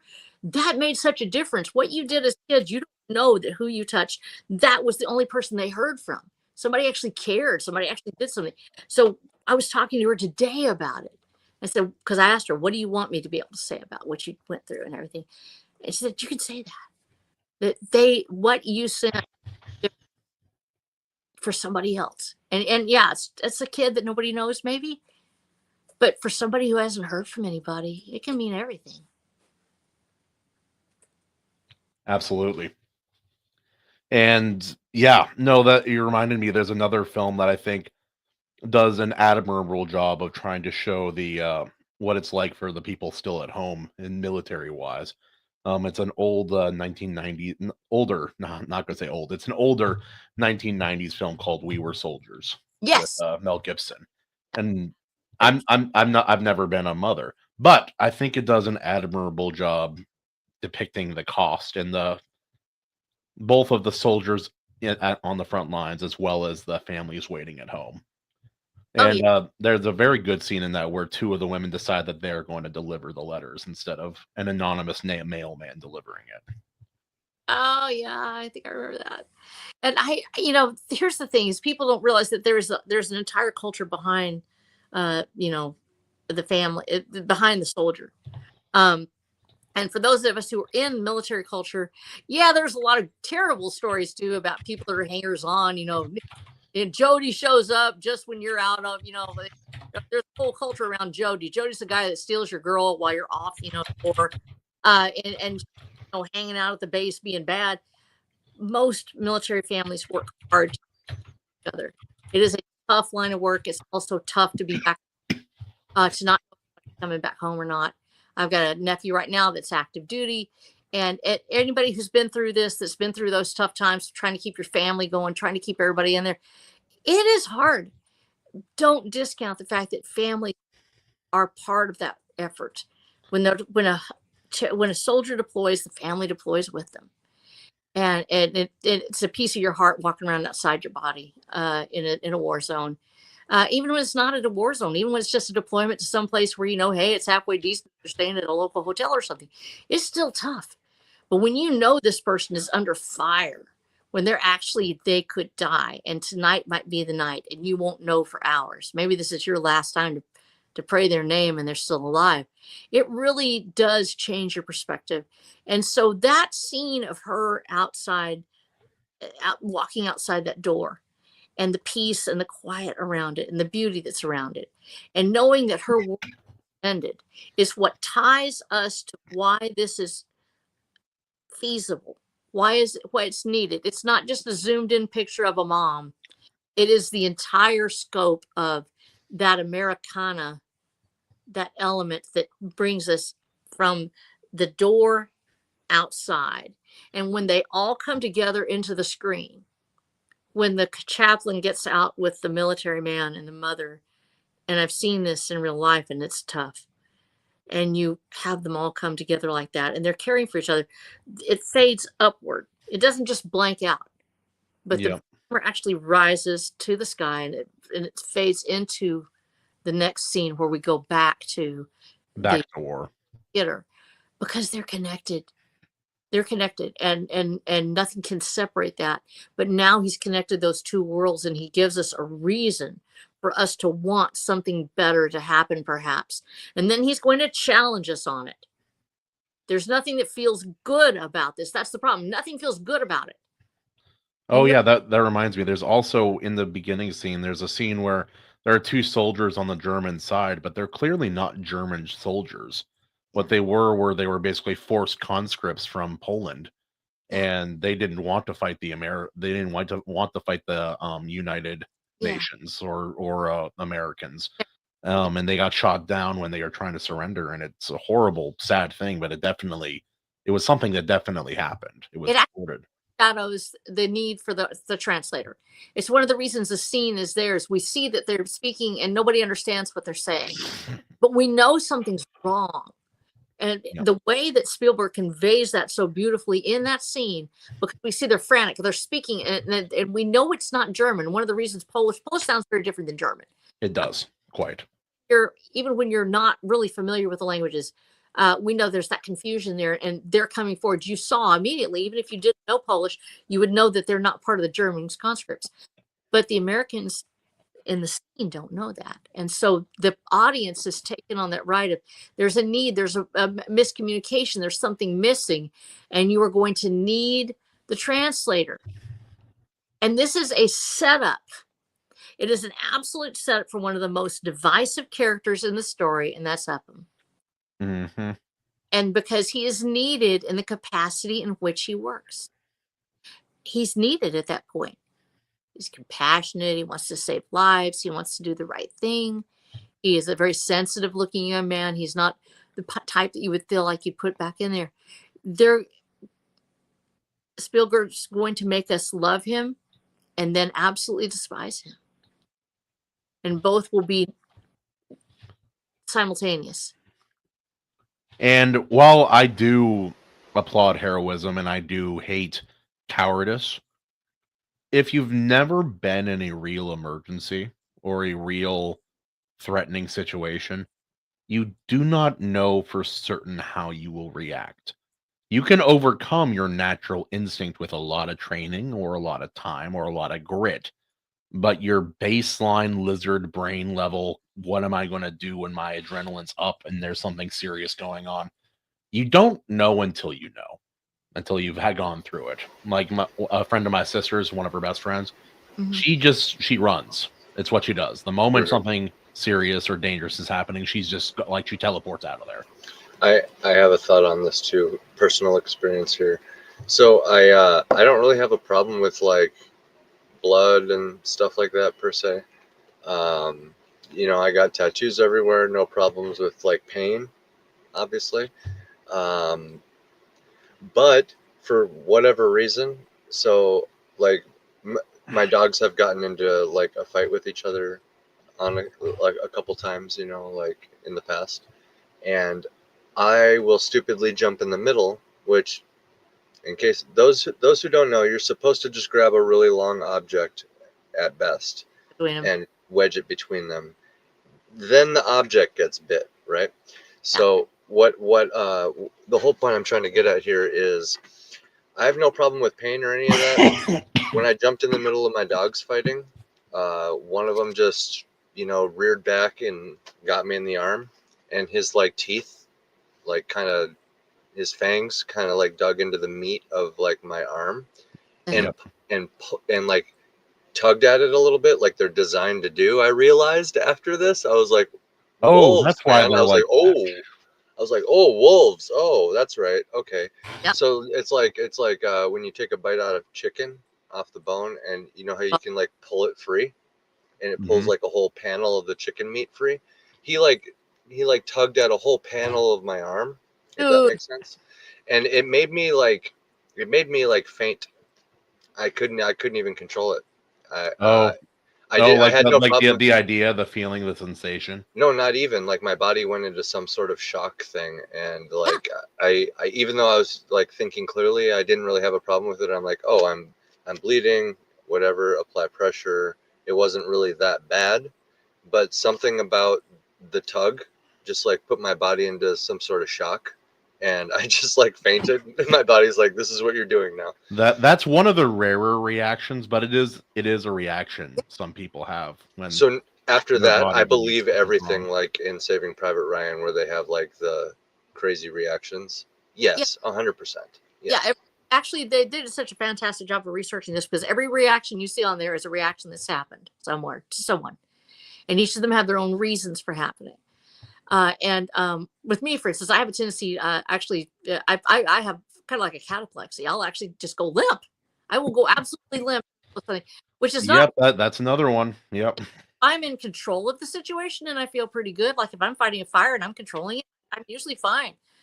When something else is coming at me, uh, approaching me, there's some sort of level to where I will absolutely freeze and just go limp, which is not really cool. I don't know what sort of evolutionary design that was for. Jesus knows what he's doing, but I have no clue why. It's to make me actually where I'll probably fall down and go like in the grass and be all quiet and still. So There's two theories. yeah. One is that you freeze, you stop moving, Mhm. and then whatever is threatening you, if it's an animal, will ignore you, or it'll make the painful process of death faster. That's the idea, anyway. Yeah, basically Or it's shocking. And so I do that. So it's not really super helpful. And so knowing myself, knowing that is one of the reasons my father told me. I was actually thinking about it. Here I am, 4'11" me. I actually don't even pass the height requirement at the time. Couldn't get, I was like, oh, I'll get in the military. Da, da, da. And he's like, they aren't going to take you, girl. And yeah, so first of all, I wasn't tall enough, which I didn't pass the height requirement. And also he said, this is not what you're designed to do. you would have been perfect on a submarine. I would have been great on a submarine. I And know. they actually changed that where they didn't have the height requirements anymore for the things. But he said you go limp, and it's a natural reaction. It's something that you're not really able to overcome, and it's going to cause you some issues. It's better for you to do what you can do. And if you ever have to fight, he taught me about street fighting and things like that. But he said, for a avocation as a warrior, it might not be the best choice. And he literally tried to teach me unarmed combat all of my life, taught me different, fighting stances and methods and everything else. And that's how that ends up being in Watcher of the Damned, is I got a chance to learn how to fail at every good martial arts that he could possibly try to teach me. Everybody has a different response, and we're going to find out more about Upham. And so that scene where he's needed and he's not there yet Mm-hmm. sets it up to where we go, oh, this man has a purpose. Mm-hmm. Somebody like him, because these people got hurt because there wasn't somebody there to save them. And he sets us up to think that there's a need for that. And then so it's a kind of a cruel thing to do because he's making us. Hey, you're famous. No, Herman, I got Herman on there. I can't even see. Herman, if you're there, I love you. You're famous. You're more famous than me, Herman. If you're done, you can go back to being famous now that you're done fighting with Royce on the Discord. Yeah. They were going at it today, man, and yeah. Royce, Was it wholesome? I hope. Herman and Royce, yeah, they were going at it. was it friendly? Was it friendly fire? I hope it was friendly. It was vitriolic. I don't think either one of them are hateful in any way, but that's not a friendly word, but I'll take it. It's not hateful. Yeah. Also, real quick, KAC chicken is that hilarious. made me laugh. That made me laugh. That is very, very funny. Bill, everyone's more famous than me. No. The scene where the Yahtzee soldier was basically it devolved it devolved into him begging for his life. Yes. That scene, rewatching it this time, it was like way more powerful than I remember it being. I was like, So first of all, this guy's killing it with the acting. He really, Yeah. Second of all, it's very, very rare and strange to go. My goodness, it just makes the whole scene so much heavier. To go from like laughing to like, and then you remember how dark the scene is because he makes you laugh. You end up liking this guy because he's like, oh, I like America, nice yams, cool beans, cool beans. Cool beans, yeah. F Hitler, you know what I mean? He says all this stuff. It's like, oh no, I like this guy kind of. He at least doesn't want to die, and I believe the acting, right? And yeah, this time around, it particularly got me. I was like, this is a scene. it's Definitely interesting because it presents the dichotomy of having to take care of a prisoner of war. So he surrendered. What do? You're on your way to this other mission. This guy might come back to kill You're you. in the field. Taking a prisoner when you're not going towards Yes, when you're not place of command is risky. extraordinarily risky. You're taking it might kill you. Is going to try to escape or do something else. Typically, you would want to have, and this was the truth about the World War II, World War I. Also, patrols that are out by themselves. 5 or 6 men coming up on a scene and having to deal with it. It so powerfully grasps this as they're coming up on this, pillbox, and they're trying to. I think one of the things about this scene where they're coming up and trying to decide whether or not they're going to check out this pillbox. And he says that he wants to do it because leaving it is that strategically he shouldn't be doing it. They change our viewpoint from they're coming out up. They have this little personal thing where they're trying to figure out who the captain is and what is, where he's from and all these things. And it's personal. They let you love these characters. They let you see the need for Upham. They let you see, Wade working on his things and everybody's part of this group and they're interacting and it flows so wonderful. And you can imagine, here's what they do. They make you imagine what else is going to happen in the story with these characters. Mm-hmm. Also, I'm not real quick. Well, just another small appreciation for this film. This film is loaded. It is star-studded. Oh, absolutely. There are yeah. every time I haven't watched in a while, I watch it again. I'm like, oh yeah, there's 15 people in this film that I did not remember being here. Holy look, smokes! It's Vin Diesel and he's acting. Holy crap! Yeah, Vin Diesel actually trying. He's acting. It's good to see. Yeah, you like to see it. Yeah. He's not a tree. He's not a tree. It is. It's absolutely loaded with things. It's loaded with great actors. They did a great job acting. They had little piece parts that meant everything, that made it bigger because they just nailed the scene. There's no throwaway parts here. There's no plates. And there's nothing I would cut from this movie. No, it's perfect. The editing, like I said, this part where they segue through the scene of setting us up to love these guys, to having the captain doing the right thing and strategically, which is to take out the pillbox. He's going by there. They're going to cut apart somebody else. They discover it. You have to do something with it. Can they call out? Can they actually get through without being heard? No, probably not. So you have the decision to go ahead and take the pillbox. It's a disastrous decision for them.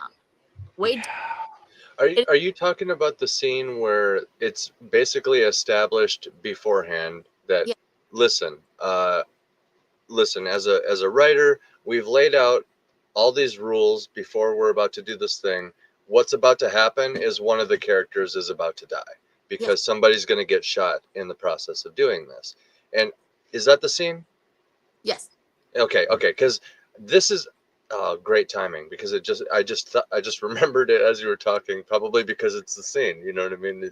So like this one stood out to me too. I remember thinking to myself, this particular sequence was written with a lot of finesse because of what I just said. Like they lay out all the rules ahead of time, not heavy-handedly or even obvious.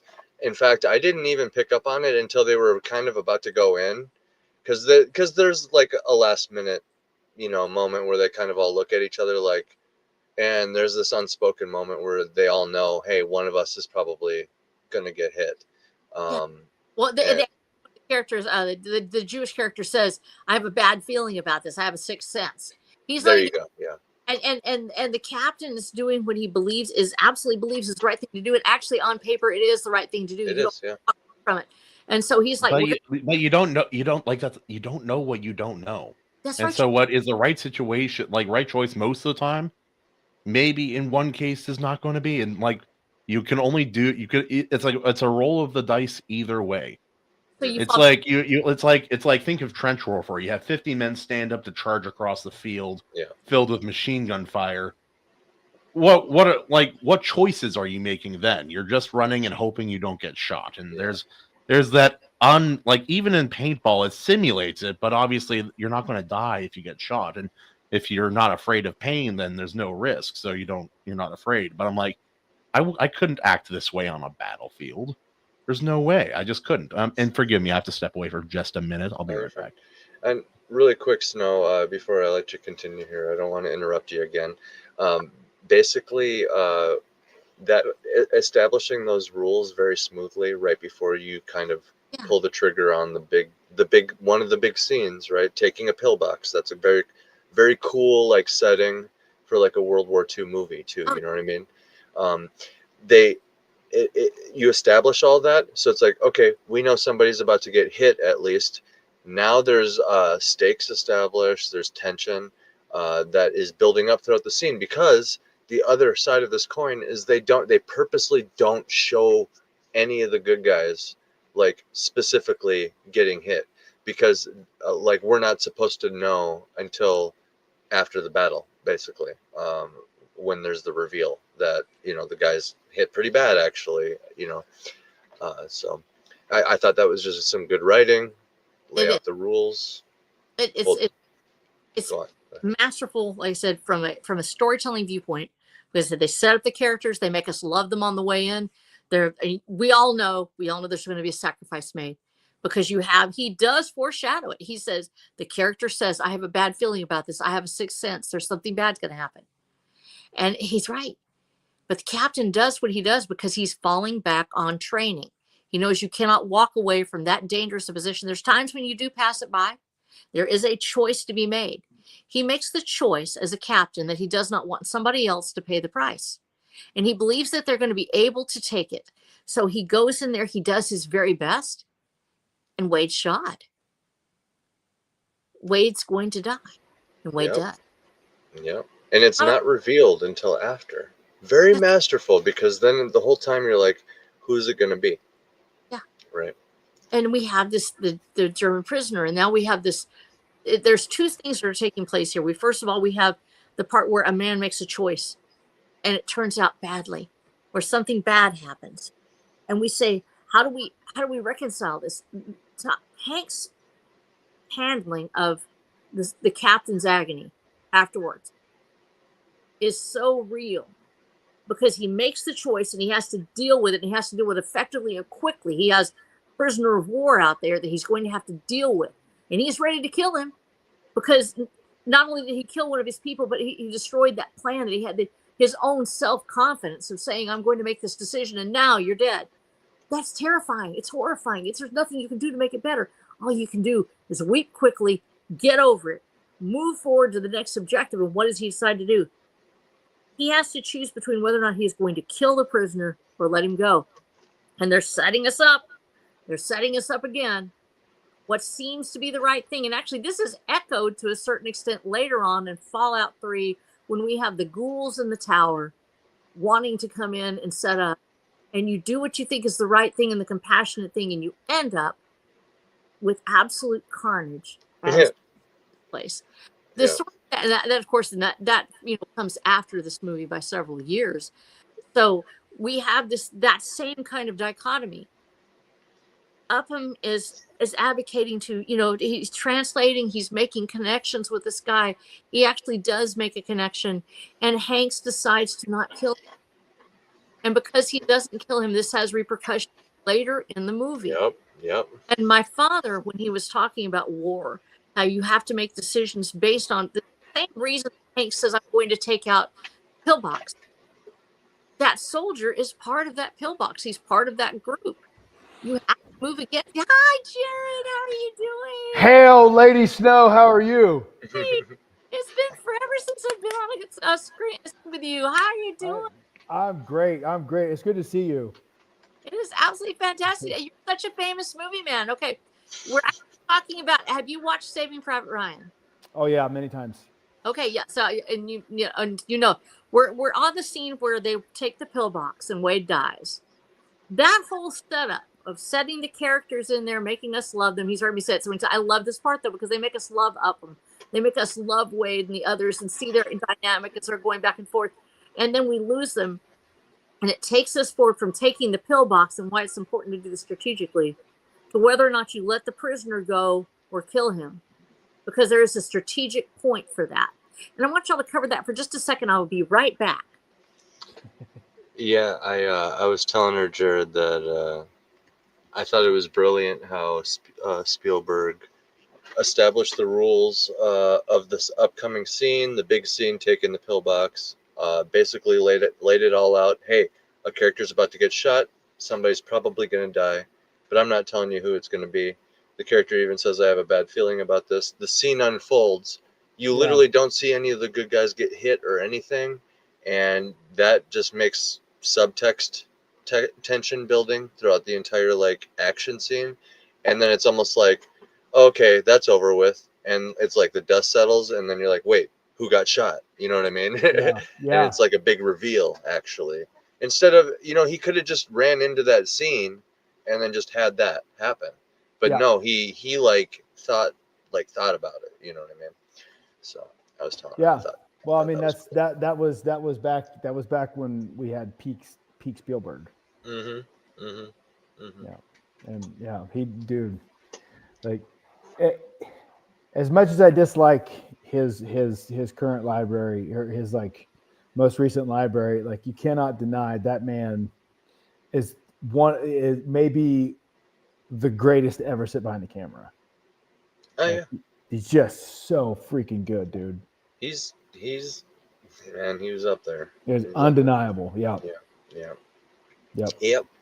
But here we are. It's kind of just like we all know Saving Private Ryan, right? It's probably like seriously like one of the best. Where's the flaw in the movie? Like the flaws are very nitpicky, I would say. So I mean, at this point, it's just kind of like been a celebration of Veterans Day.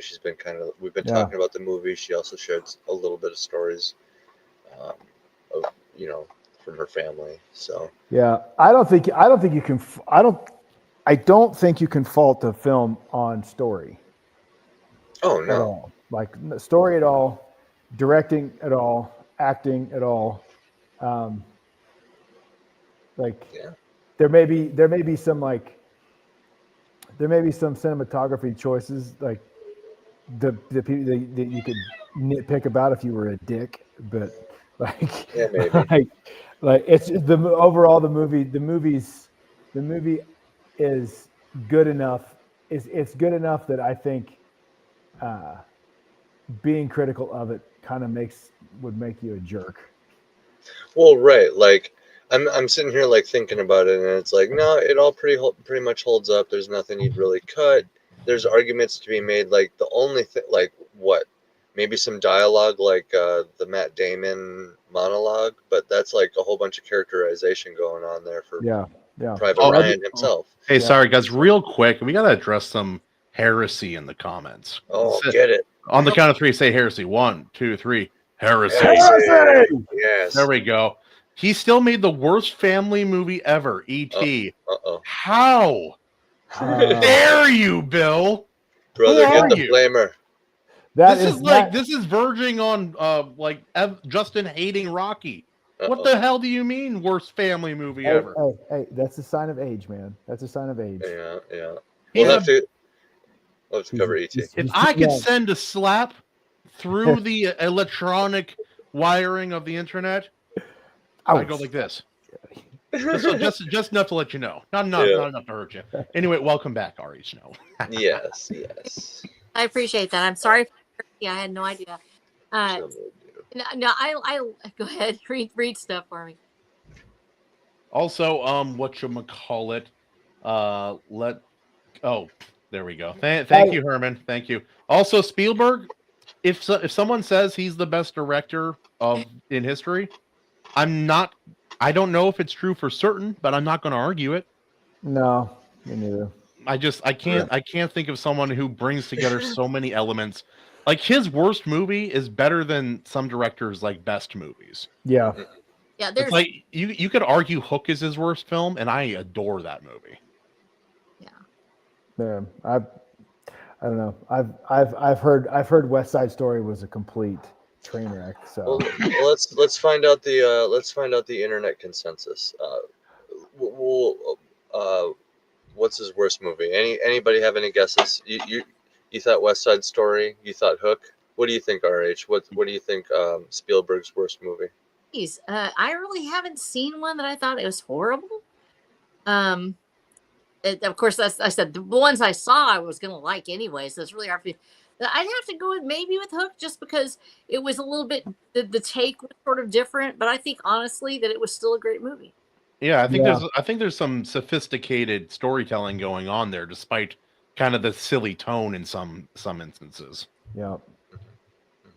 And Dustin Hoffman is Captain Hook. Dear God, man. Come on. Yeah. It was so good. Also, did you guys ever get the impression when you saw that movie that Shmi and Captain Hook were a little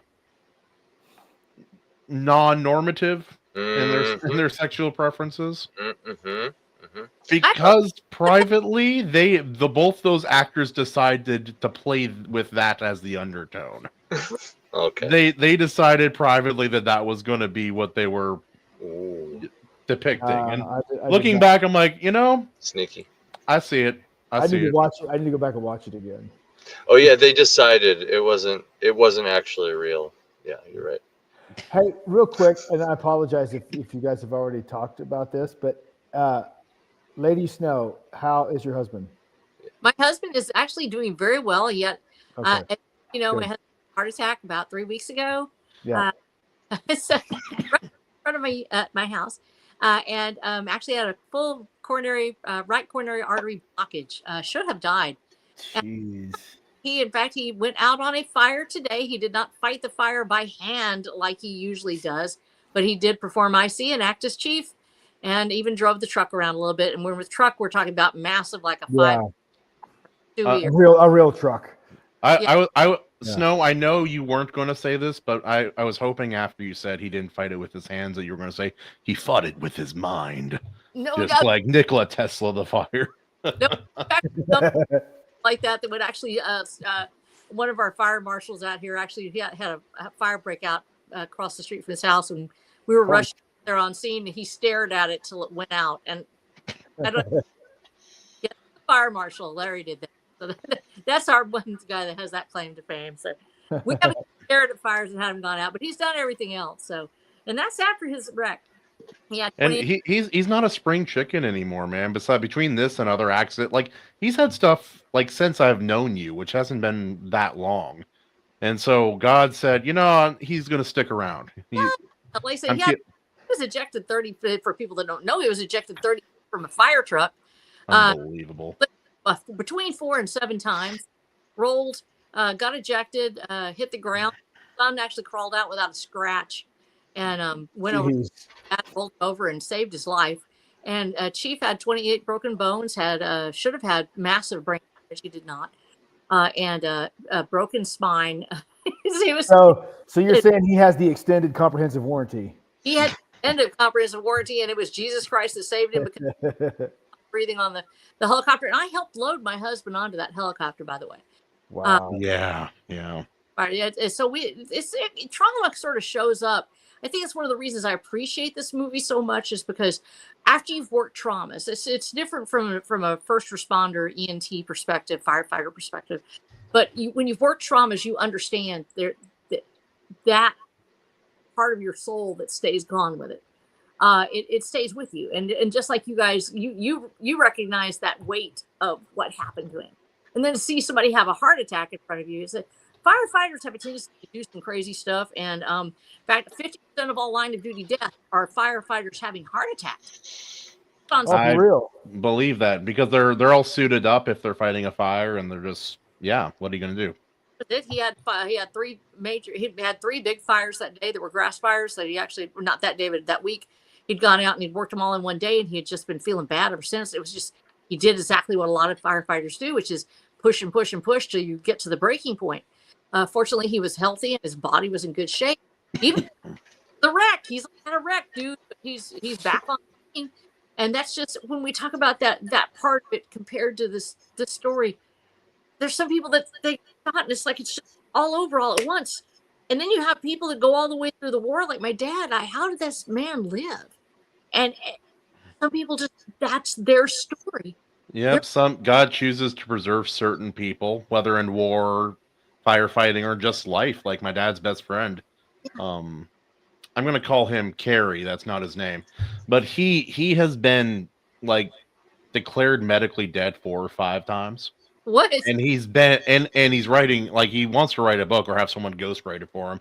The 27 deaths of his name, because he's kind of died like 27 times. Like my dad had, like, at one point he jumped a 100-foot tabletop jump with a motorcycle, but something went wrong in midair, and when he landed flat on his back and the handlebars went into his chest protector flat.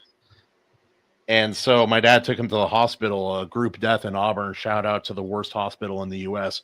And they told him to sit down when he was dying in the emergency room. My dad called the emergency paramedics. They came in and saved his life because the emergency room staff were useless.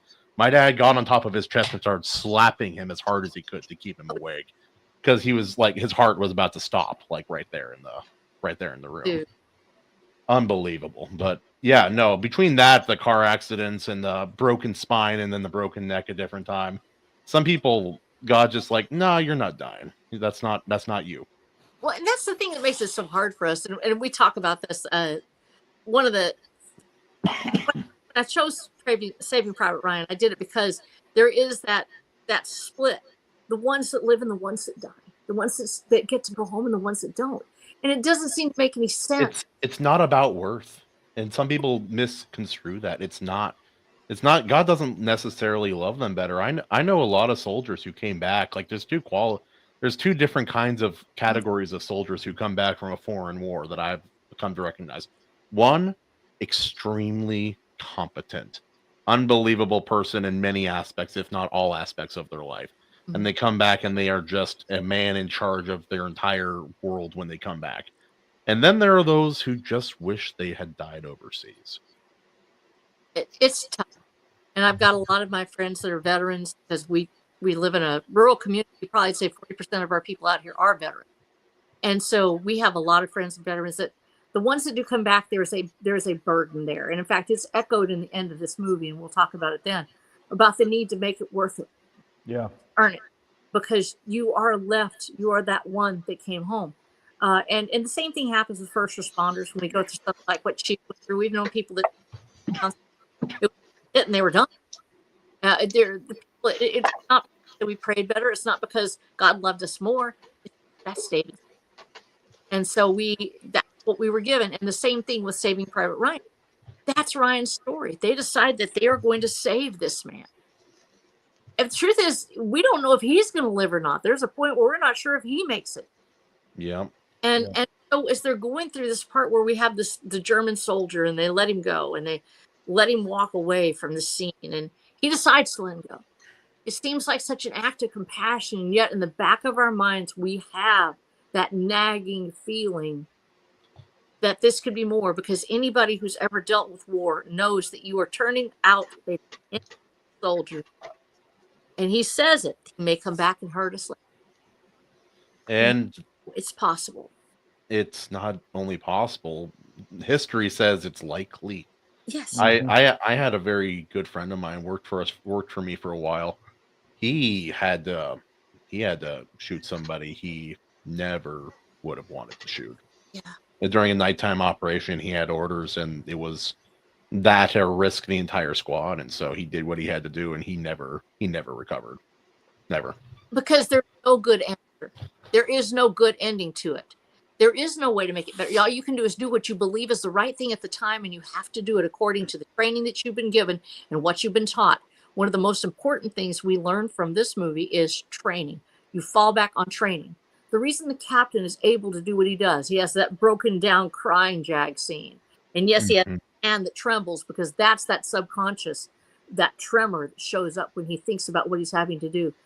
But he falls back on training. He goes to the protocol. We see that this is a competent soldier, somebody who knows what they're doing, has been trained to lead, and he falls back on training. Training is what keeps you going. And training is your spine when your spine gives out as a soldier. And so we see this competent soldier doing what he believes is the right thing to do. And there is actually no good choice. You have to make the choice to take on the field. You have to live with the consequences. And the consequences may not be what you hope they are. So you should make the best choice that you believe is available to you at that time. And if it is the ethical choice to let a prisoner go that you believe is going to, because you have that bond there, maybe he really is a decent guy. My father, one of the hardest things that I ever watched him do, he didn't drink, but he had like one beer one night. He wasn't a lightweight by any means. He was a man that had worked in Mexico and actually would like take an entire, just tequila and just slam it. He could do that. He worked on crews. He worked with it in the tunnels in Mexico, designing. That's impressive considering he's a smaller man. Oh man, he could hold his liquor. But he softened up one night, and I don't even remember what it was that inspired this. We started talking, and he told me the man he was fighting with. He said these were men like me. They were Japanese soldiers, but they could have been my friends somewhere else. When you're fighting somebody in the dark with a knife, and they're trying to kill you, and you're trying to stop them, you do what you have to do. But it stayed with him the rest of his life. I could look at him in his eyes. I have dark. And he said, "Your eyes like, how do you have your dad deal with killing him when he's 16 because he had to live? Choices to make, and you do what you believe is the right thing. In the war, there is no neat answer. There is no, and people who are able to armchair quarterback it from the comfort of their own homes and pick apart everything that somebody does from a field far away. They need to spend some time in the real world. Maybe go do a line of, go do a tour of duty and see how they feel afterwards, because it will change your perspective. It has to, yeah. And then there's also the perspective of the captain, and it's like it's hard enough when you're just in charge of yourself as a serviceman, but when you're in charge of other people, and it's not even a question. Your decision will mean a cost in lives, and whether you make a mistake or not. Typically, my grandpa, he had a lot of trouble, I think, with authority for a while, because when he was in not Iraq, sorry, in Vietnam, their general called in an airstrike on accident and got a whole bunch of their guys bombed in their own base. Oh, geez. And so they had a 2-star general come on, show up, and escort that guy personally out of there and talk to a whole bunch of the soldiers. And it was a really hard thing. It's like, well, we're being led by good leaders. We're protected. We're in our own base. We're following protocol. And then all of a sudden bombs rain down from the sky, and you find out it was a very unbelievably avoidable mistake by a higher up. And like just an unbelievable level of incompetence led to that happening. But it's just one decimal point on your GPS coordinates. We do this with our fire scenes. For GPS coordinators to land the helicopter stuff, one decimal point the wrong way, or at one point where you don't have the number right, you can send them to a completely different location. It's dangerous. Things don't always turn out the way you hope. Sometimes you will make a mistake, and one of the most important parts of the scene is the captain maybe this isn't what they should have done. Maybe they should have just gone around like everybody said. He has to deal with the consequences, and he has to deal with it effectively and get it over with so he can keep leading, because they're going to die if they stay there. So he has to move forward. Dealing with our mistakes is the most important part of leadership. Dealing with it, getting it over with, taking accountability, and then taking the reins of leadership again. You have to be able to do this. And it's not just leadership of a bunch of men in an army. It is leadership in your own life. It's leadership with your family. It's leadership everywhere. We will make mistakes. How do we deal with it? And Tom Hanks does such an incredible job with showing that the consequences. Yeah. Yep. Very, very good actor. he's- And he poured a lot into this role. I want to address this before the comment disappears, though, real quick. Yeah. Tank Ferret, he's a veteran. This one time in Baghdad, I got blown up. You could have ended it there. That's enough. I would find out years later that I cracked several vertebrae and lost a chunk out of one of them. Dude. I thought I was just being a wimp. And there are so many soldiers and hardworking men I know who are like that. Just like, oh, yeah, no, there's a piece. One guy had a piece of tree in his spine and didn't know for like 15 years. They called it, was it vitamin M, where take some Motrin and walk it off every time. It would get you some out there and do that. That part, getting your bell rung by went off too close to your convoy. That happened to my daughter, and you literally don't know sometimes for months that you've actually wrong. That concussive blast can really work you. And in fact, that's one of the things shakes your body. Yeah, it really does. It absolutely can undo you. My grandpa and his brother both fought in World War II, and Uncle Brent was in the Pacific Theater in the Philippines. And that was some mean. Grandpa was in the North Atlantic, and those two were some hard ass men. And my Uncle Brent tells the story and would tell this story with a laugh. And Uncle Brent was a minesweeper. And so he would have to clear minefields, and there was a two-man team, him and this guy from Australia were clearing mines. And Brent would tell the story. He's like, that Australian guy, he had the best pair of boots I'd ever seen. Because Grandpa and Brent came up in the Depression, so it's like really good boots was something they valued. It's like, I wanted those boots so bad, and he wouldn't trade them to me, and I couldn't buy them. And one day we're sweeping these mines, and he did something wrong and got blown clear out of his boots. And it's like, oh my God. And Uncle Brent earned a Purple Heart from that, and had a string of shrapnel up his chest, across his neck, and 3 pieces of it in his ear, like purple spots in his ear, and would tell that story with a laugh because it just vaporized the Australian, and Brent got his boots. Yeah, I was gonna say he took the boots. I know he did. Yep. I still got them boots. You are a hard ass man. And then my grandpa was he was part of the North Atlantic Fleet, and then his carrier group got dispatched to Sicily, I believe. Oh wow! Right.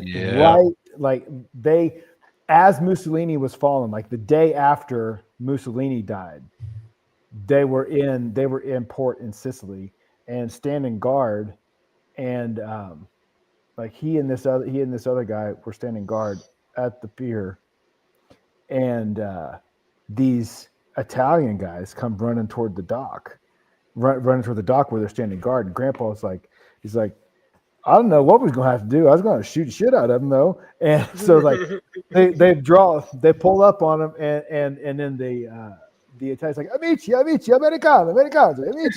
And so they come up, and I don't want pasta. No. So they come up, and through really broken English, they tell him, look over there in this warehouse, and right across the street in the 6th floor of this warehouse, all of a sudden here's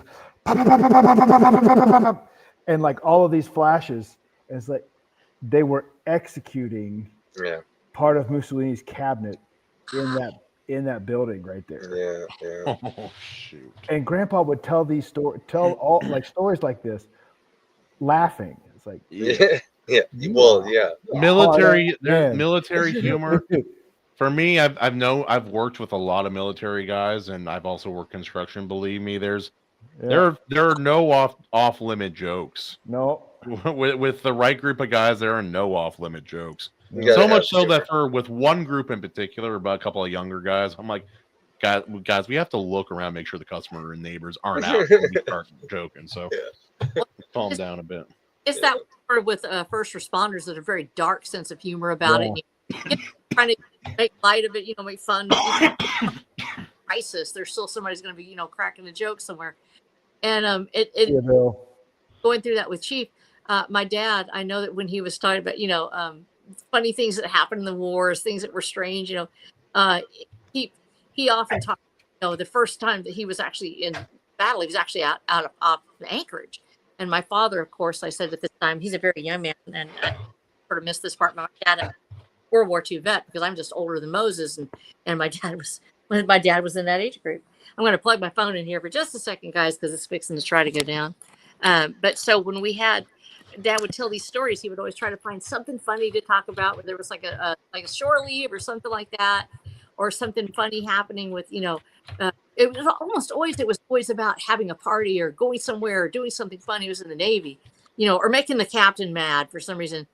Captain, don't be that way. I'll come back again another day. He actually got busted and ranked. Something happened over there in the Philippines where he met somebody lovely and stayed gone for way too mmany days. And actually, in the Philippines, I've never heard of a soldier doing this. Never once. But yeah, so here's a kid that's like 17 years old, you know, with a you know, the landing craft at Leyte Gulf, and you know, storms. Oh yeah, like that. And he's busy, you know, finding girls. I'm like, what are you even doing here? You know, and so so he comes back later. He actually gets busted in rank. I'll find out later. And I'm like, dude, you are such a handful. What are you even doing, mister? And so those funny little moments, you know, where they would find that lighthearted point of it, keeping your soul, making sure that you're doing the right, making sure you don't fall into the wrong hands. But actually, in this little Bible here, and I showed them that earlier, in this little Bible that was my father's that was sent with him, and that is his metal Bible. Oh wow! You open it, it was to protect. That's an heirloom. May this comfort and protect you, and it's designed to stop the bullet. And it actually says in the front, from my Aunt Ella, to protect him from the enemy, but not just the bullets, but also the enemy after him. There's that's protecting your body and protecting your soul. We have to have some humor and some lightness and hope that there's something good out there, but also protecting yourself from doing those things that later on you might go, geez, I shouldn't have done that thing. I shouldn't have done whatever, maybe bad orders or something like that. There's that constant. This scene with Hanks, where he makes what some would be considered a mistake, and it cost. Did it have to be done? Is there really any other way to do it? Maybe not. But there's still a consequence, and he's struggling with keeping that soul, keeping that part of himself that he probably had this exact same Bible, because this was put out by the War Department, I believe. Let's see, it says actually in the front, the White House, Washington. Wow. White House. Let me see that. Pull it up again. It's printed. Oh, beautiful! Wow. What a wonderful heirloom to have and to be able to pass on. As commander, just what it says. As commander in chief, I take pleasure in commending the reading of the Bible to all who serve in the armed forces of the United States. Throughout the centuries, men of many faiths and diverse origins have found the sacred book words of wisdom, counsel, and inspiration.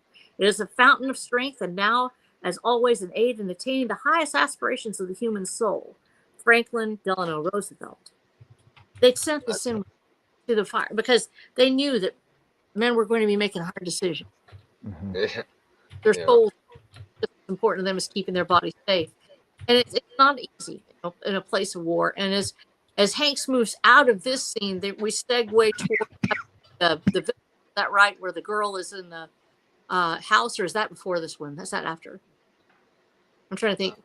They have the girl where the man's trying to help the little girl. Yeah.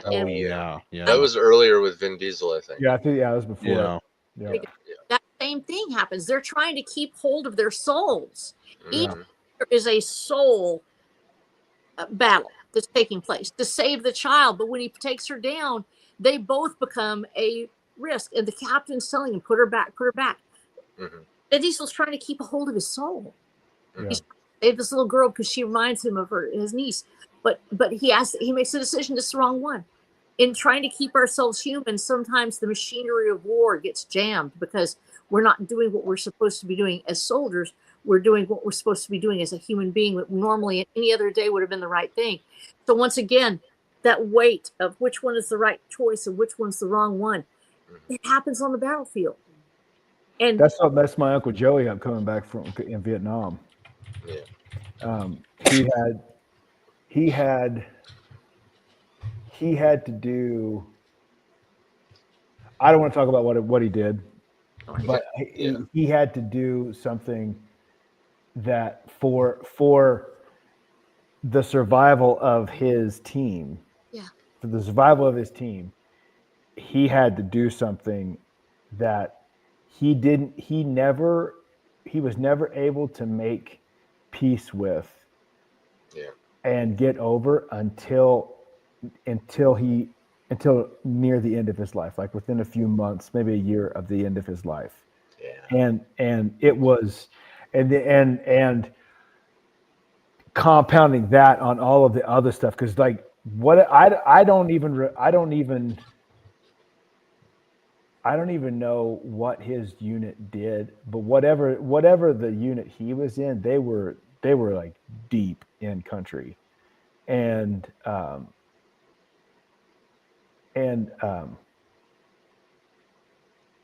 they worked a lot. I think they worked a lot without the larger support network, or like a larger support from a bigger force, and they were too deep in country. Yeah. And so they had to do. So there's a lot of trauma. There was a lot of things he experienced that was really traumatic for him up to that point, and then after that point, like he was just never the same. And like he used to he would wake up, I mean, in the 90s still, like 90s, wake up in night terrors, and like my Aunt Rachel would have to like get out of the bed and like run, because like and it's like people they just don't, unless you have experienced it yourself, or have a family member has, you just have no clue. Yeah. And I remember thinking like I wanted to, like right out, like coming out of high school, I wanted to join the Marines so bad. Like I wanted to be a Marine, and I wanted to be a soldier. I wanted to fight, and my dad talked me out of it. And I held that against him for a long time, I think. I wanted to join too, and I got talked out of it too, buddy. There's a part of me that used to like resent that, and now that I live in America, where we've spent the last 25 years at war. Yeah. I'm able to look like, thank God that I did not have to do what a lot of my friends did, and what a lot of people I know did and experienced. And so now I'm able to, like, with age and with little age and maturity, like I'm able to having kids, see that. It's having like, kids. Man, I'm really grateful I didn't have to do that. And I'm also I think I'm like, well, I just have a lot more gratitude and respect for the people who have gone and fought. You're tough, Maji. Don't underestimate yourself. I know that when you're talking about that choice, going in and saying, I want to do this thing, and should I not? That's the same kind of choice that they're making in this movie as well. Mm-hmm. We make those choices at the beginning of our life. Which way do we go? How do we apply ourselves? And coming from a military family, there's two kinds of people. There's veterans and there's not veterans.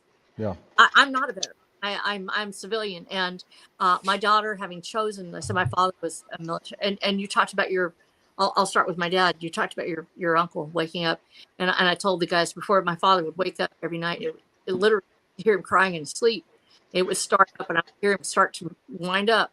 Yeah. And we did never wake him up by touching. Even to the end of his days, I would stand by the bed. I would stand away from him. They taught me this, little girl, don't go near daddy. He's when he's asleep. Mother was the only one that could be near him. And have to wake him up to do it. My daughter, of course, knew her grandfather and left him. She actually knew her daughter the same thing. When she decided to go in the military at 9/11, And I said, they told us that's for other people. I said, we are the other people. We're the ones. It's us. There's always one generation. My brother was a Marine, and so there's always somebody. It wasn't me. I wasn't fitted for it, evidently, and nobody thought I could do it anyway. And I wasn't, didn't have the height requirement, but my daughter did. And so they told me I had a different problem. They said they don't make uniforms for people twice as wide as your average soldier. Oh, whatever, man. You used to be built like freaking I was Shao one. Kahn. I actually. There's a Mortal Kombat. jaw underneath all this somewhere. Yeah, that's what I'm saying, dude. Like, get real. Wide for a reason, bro. Think about it. That's right. I did find that there was something that could have helped me a lot. They're like, hey, the thicker your neck, that's one of the biggest things that adjusts the height and weight requirement. Really? I'm like, I have a big neck already. I can just do my wrestling neck exercise. Yeah, no. All right. But there was one thing I wanted to read here real quick. Just my favorite verse when I think of military service. This is my commandment, that you love one another as I have loved you. Greater love has no one than this, that someone lay down his life for his friends. You are my friends if you do what I command you. Yeah, solid. It absolutely, that is probably the number one thing. And in this movie as well as in real life, you're fighting for the man beside you. All the ideals, and this is one of the things that displays so beautifully in the story. When they lied down, they were talking to each other. They weren't talking about, gee, of freedom in America and let's keep it all free. They talked to each other about their own lives and about home, and they talked about themselves. Because you're interacting, you're fighting for the guy next to you. That's what you're doing. And my daughter's war experience as outside the wire, and as EOD support, she was fighting for the man next to her. And in fact, one of the hardest days, actually, I find out about this because I'm at church.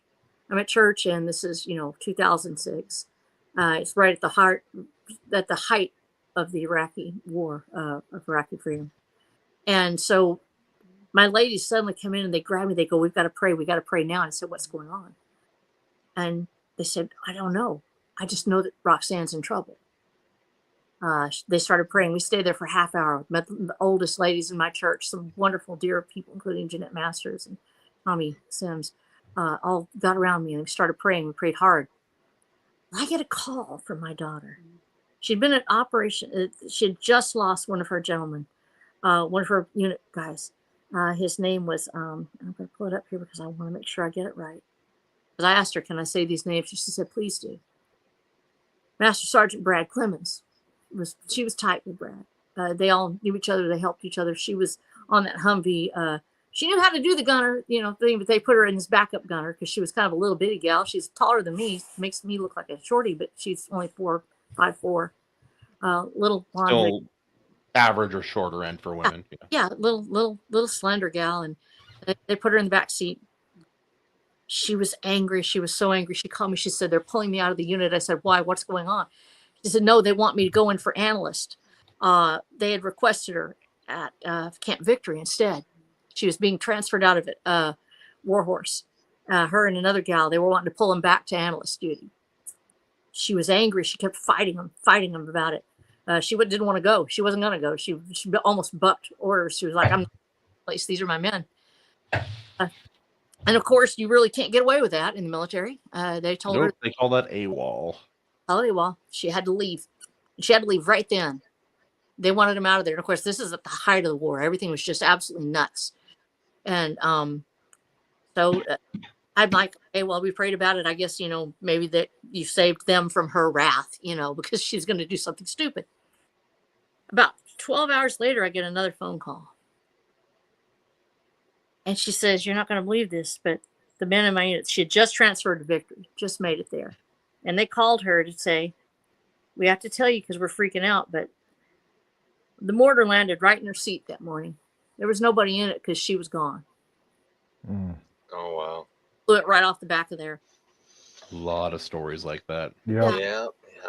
and I didn't forget that because her captain is the one that saved her life, and his name, of course, is Captain Kermit Evans. And you'll hear a little bit more about that towards the end of this movie. But so the captain over at Victory is the one that actually asked for them and picked them. You know, these are the people we want, and we're going to bring them in for analyst duty. And actually, she ends up doing some very impressive work for them. But she hated leaving her men behind. She didn't want. She was fighting for them.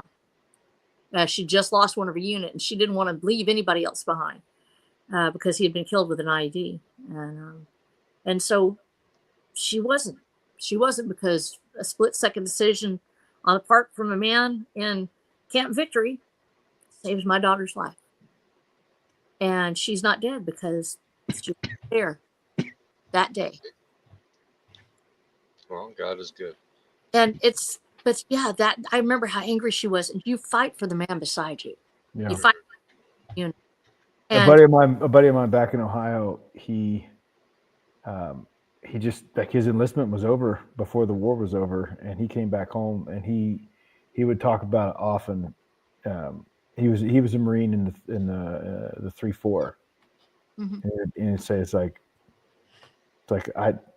yeah, I'm about to go to this school and have this job, but I just really want to be back with my boys back over there, because they're stuck over there still fighting, and I'm not. It's like, Yep. man.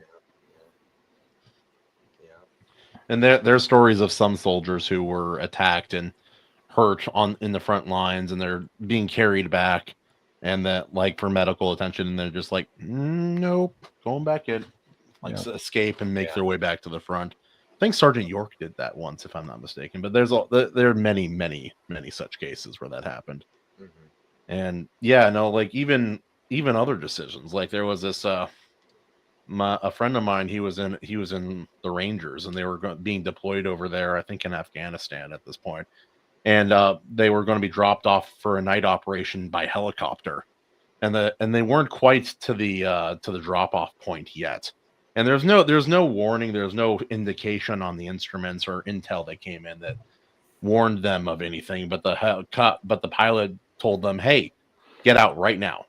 And like my buddy's like, "We're not there yet. We're way up in the air. Like, get out right now. I'm dropping us." So they get out and they drop something like they don't rappel down the lines. They drop about 24 to 35 feet is what they figured out later. Oh, and dude. One guy broke an ankle, another girl broke her gun, a whole bunch of stuff went down. But as soon as they were, like, before the last one landed on the ground, that helicopter just it got shot down. Dude. Like almost immediately. And there was no warning. The pilot just knew. He's like, something's up. Something's wrong. And so they had to make their way in the dark from an unknown, like not quite knowing where they were from the LZ, and do all that because there's no help in the guy in the helicopter. It was all over. Mm-hmm, mm-hmm. But yeah, where were we in this very, very non-depressing happy? Well, we can just like go over some more like of the key scenes. You know, we don't. Well, were you finished, Snow? What you were saying? Yeah. Were you?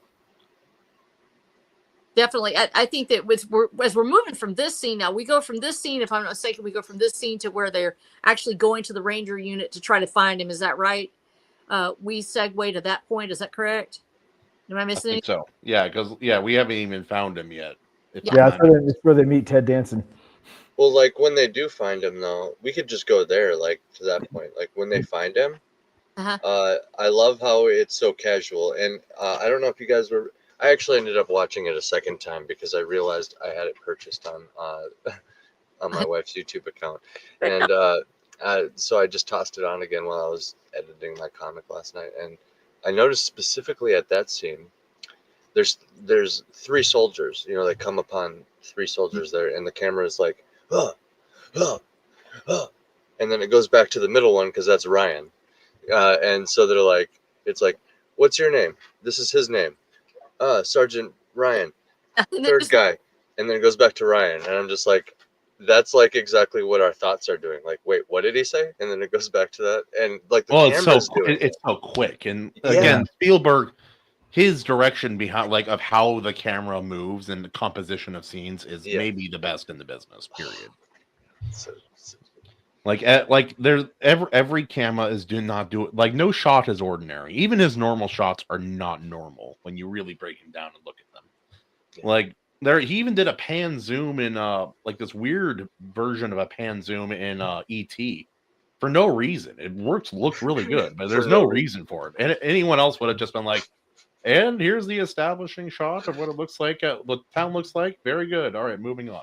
But nope, he's like, what if we go like this, make the town like look bigger while also revealing the foot of someone there. I'm like, okay, that's I'll explain the symbolism later. It'll be fine. It'll be fine. I'll just think of something. Talk about the foot, Morty. Yeah, do the cool thing though. Like, the camera does the thing. No, that's so funny for no reason.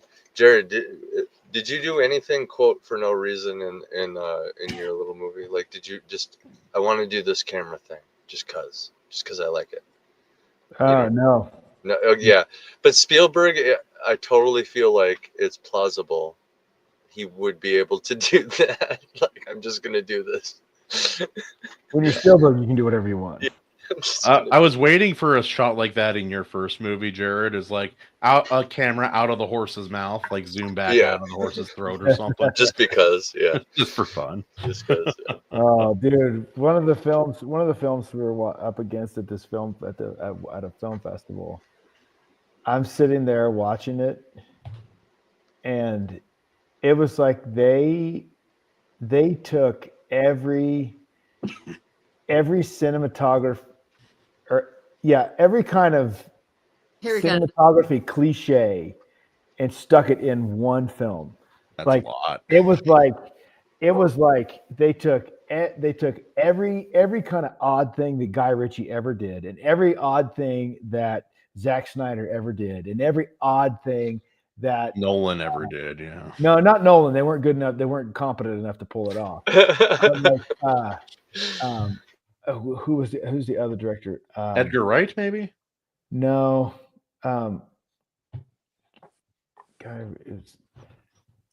See you, Tank. Thank you. No, J.J. Abrams. J.J. Abrams. Like, all of these, like lens flare. Those, tons of lens flare for no reason whatsoever. It's like lens flare at night. Like, what are you doing? Why did the streetlight explode? It's like they were.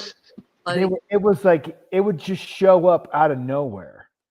Like, this new character, this character would appear on screen, and because they want us to like notice this character, they do the whole freeze frame, turn it into like a playing card Guy Ritchie kind of thing, and zoom in, zoom out real quick on it. It's like, bro, it was so cringy. He went nutty with it. They're like, he's like, I have money, I can do whatever I want. This is reminding me of myself. Well, minus the money part, but like the lens flare thing in particular just like caught me. I'm like, that totally just sounds like something I would also obsess about. Like, no, the symbolism. Always do the number three over and over again. We got to do the colors black, red, and white specifically. We got to do it over and over again, Luke Stone. Let's go. God bless him. He's probably sifting through so much of that lens flare. I'm just going to call it lens flare bullshit in my own script. It's I didn't realize that. I didn't realize this, but I do the same thing with editing. I look back on some of my older videos. I'm like, sometimes it was funny, but why did I add so? Not every like transition there doesn't have to be a transition between every single screen. Sometimes you can just let it go and it's fine. Yeah.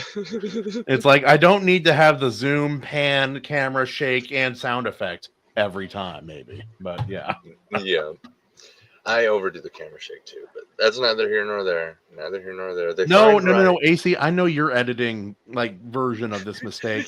You added heart eyes and lizard eyes to every single video for like Laser 19 in a row. Every single lizard video. eyes.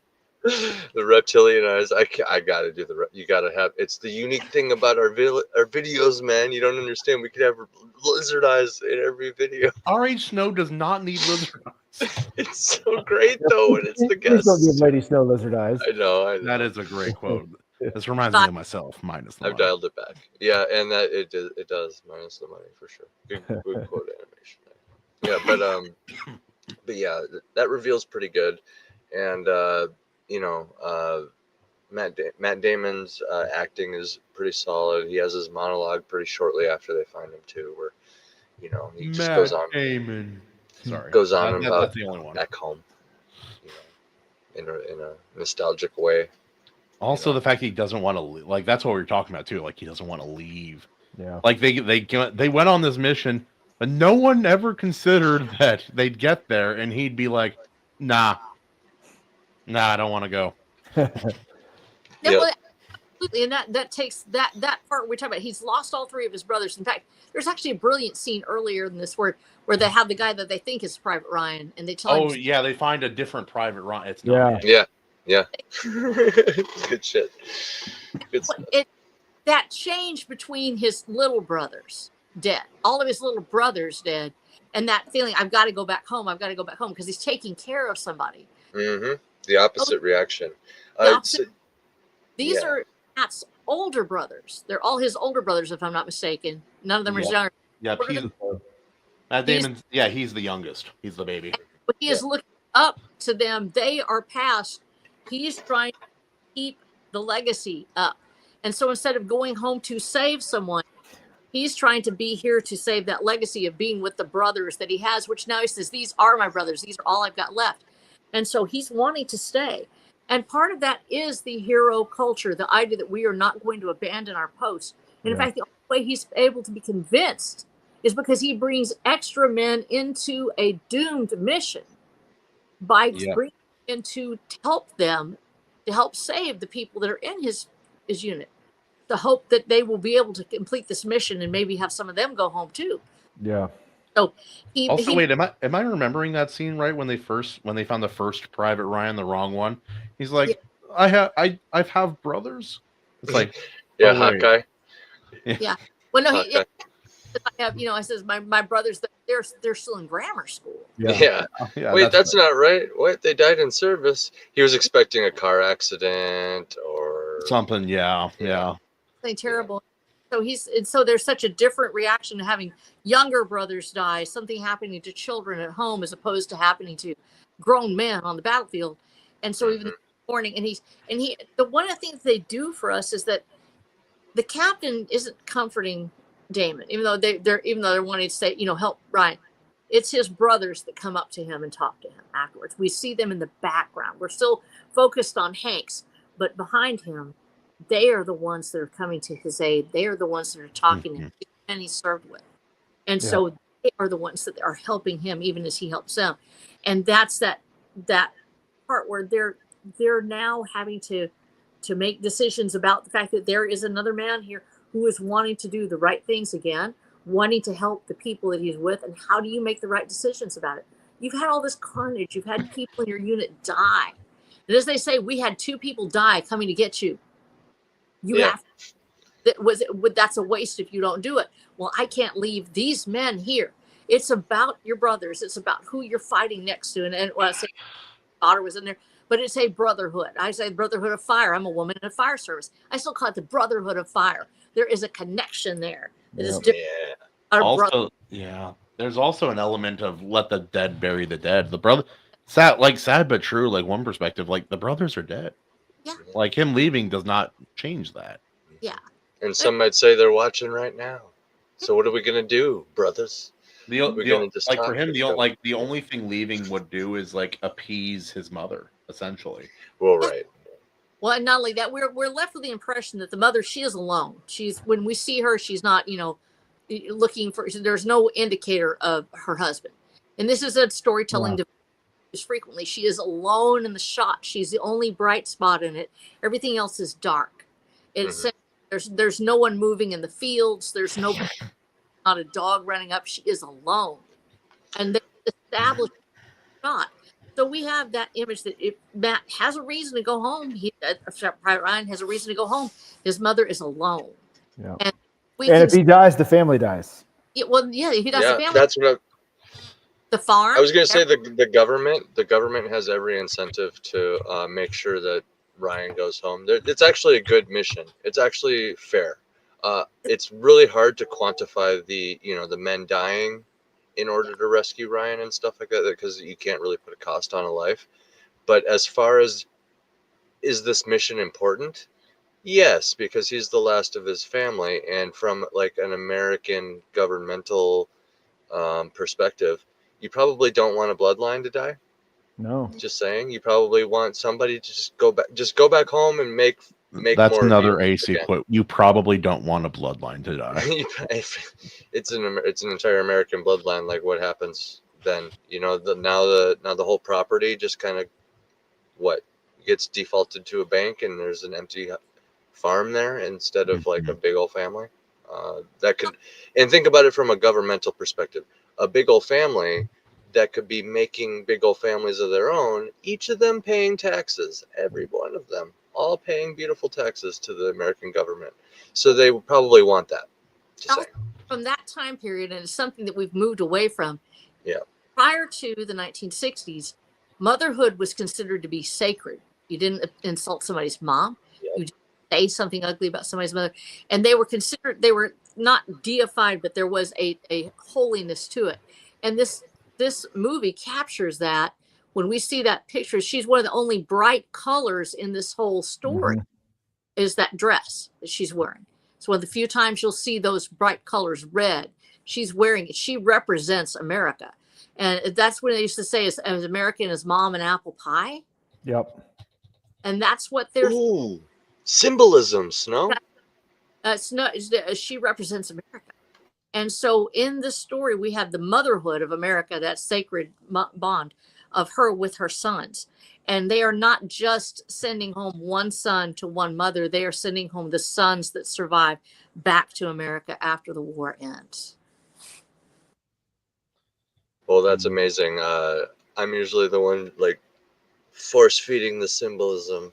I'm going to force it on you, bro. No. It's nice to just hear you mention it. I was like, because I didn't catch that either. Normally, AC's more like the guy yeah, from the History Channel with the aliens thing, but yeah, with symbolism. With every little detail of the story, I'm like, you know why like the light's shining in that way? It's because of this. High school poetry high school literature teachers everywhere love AC. They all love it. That's true. That's true, Magic. My creative writing teacher, though, for sure. Yeah. But yeah, I didn't catch that. That is definitely some great symbolism from Spielberg. Thank you, Spielberg. As American as Mother and Apple Pie. There's Mother. What'd you say? She was all red? She's wearing actually red, white, and blue. She has there you go. And there's a blue, a little blue, and we it, but it actually, that symbolism shows up in your back of your brain. And that's the only clue. Yeah. Yeah. Maji says there's a reason. Wait, I have to say this in Maji's voice. There is a reason. While Snow is the queen. Yes. Yes. Yes. Shout out to Maji out there. Where you at? Maji's the best. I know exactly where you're at. Wait, I have a sound effect for this. We have sound effects, guys. By the way, we do. I forgot. Upgrades, people, upgrades. So Maji gets the bounce. Yeah, double bounce. She gets 2 bounces. There you go. That's okay. And a gong. Why am I didn't get... I'm gonna cancel the end, I think. What were you saying, Snow? What did you say? I can't hear the sound effects on my end. I probably gotta tap a button or something. Oh, they went through. It's fine. It's just it was a gong and a couple boings. It was like boing, boing. Just like sound effects. Just sound effects. Like the flick sound effect from that game Bop It. It's just sus. Chat, while we're on the subject of the sound effects that we have unlocked, I don't know, we leveled up. Like this is, I don't know, StreamYard is like an RPG. So like we leveled up, we unlocked the next tier of skills and abilities, which achieved the sounds. Do I add a Kahuna Woo? Do I do I like master a sound file of Kahuna going woo, you know, and make it really freaking epic? Yeah. And Oh, then like Yep. yeah, okay. And so if We I do should, that, and we could also just have me say sus things. a bunch of different sus things. Yeah. Oh, I think And it oh, was go on. important. It was actually symbolic. What'd you think? So it's iconic and symbolic. Do a woo. Yes, it is.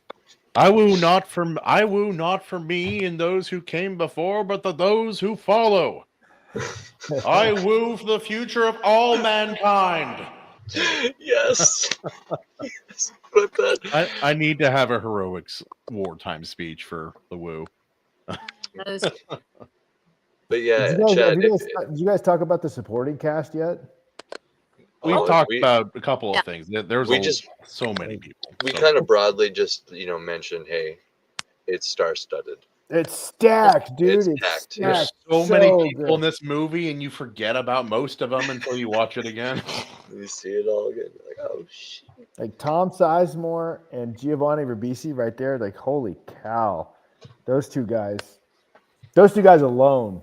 But then you add Barry Pepper to that. Dude, those are like some of the best supporting actors that have ever done it. Here I, the Kahuna, present Margie's beaver for open display. She has declared that it is soft on stream. Yes, indeed. He said the Kahuna has touched and seen the beaver. Yes, we are going to ignore that and move on. That was one of my favorite things I've ever seen on the internet, was that whole conversation. Oh, the beaver one. Oh yeah, that's right. That was iconic. It was so funny, and so because she really didn't know the connotation. It was Snow. Did you catch that one, or did you miss it? I saw it. I think I saw that while y'all were live. I think I was in chat. She saw the beaver. Yes. Yes. And Maji didn't know. It's like Scotty doesn't know, but it's Maji. Margie doesn't know. Yeah. Sorry, Maji. It'll spawn a whole subculture in the That's future. right. Yeah. I wish more people had seen that time when she and I did a live stream from her place, because people didn't know that we lived next to each other. Like, wait a second, they're dating. No, they're not. But it was a fun moment. Rumors about. Oh yeah, that's right. Yeah, she had her Transformers electronic mask, and I wore something too. I don't remember what I wore. Did I wear something? Did you wear your Hawaiian lady outfit? No, I didn't have it yet. Maji, did I wear something, or was I just myself? I can't remember. For those who didn't know, I have a beaver plushie and brought it on a live stream. Oh, Yeah. yep. I can't. I was. Oh, what happened? I was the Grinch. That's right. Thank you for reminding me. Yeah, Yes. that's what happened. I brought my Grinch costume. Oh, I'm trying to convince my church that it's necessary for some of the kids' Christmas events at church this year to have a Grinch running around. But we'll see. We'll see. Provide that access, right?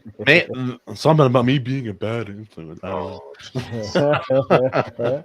You could probably sell it to them if you have like, I don't know, have like Jesus defeat the Grinch and then teach the kids a moral lesson. Yes, well, Jesus comes down and Just like, yeah. Well, no, Grinch. It's a redemption arc. It's a redemption arc because Grinch's heart grows 3 sizes that day. Remember? but he does Yep. put the Grinch in a headlock. Yes, that still happens. Yes, that This is does true. still happen. Yeah. Dude, one year at our school, we had the Grinch. The Grinch showed up during the kids for the first 2 kids classes, because our jiu-jitsu program has a huge kids program. But the first 2 kids classes, the Grinch showed up and then like ends up scrapping with our black belt, the professor, during like get him, kids are just going nuts. And then like our poor like he was brown belt at the time, he's black belt now, but he's trying to do jiu-jitsu in this Grinch outfit and he's So funny. drenched head to toe, soaking wet, dying.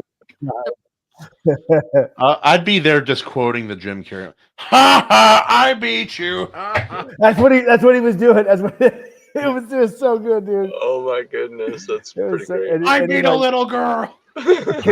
So like Sam, our coach, like I think the first class, like he gets his back and he's like, should I choke him? And the kid's like, yeah. I was like, well, are you sure I should choke him? Should I armbar? Choke him. Kids just savages. Teach the Grinch response. Kids are savage if you let them be. Yeah. Choke the Grinch. Yeah.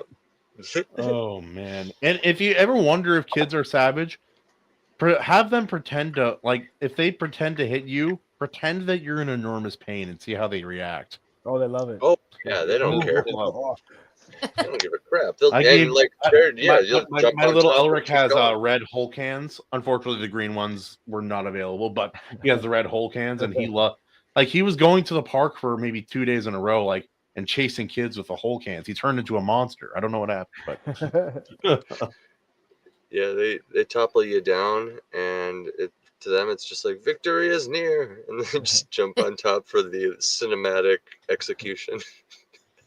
turn it. I love Jim Carrey turning it into a race thing in that movie.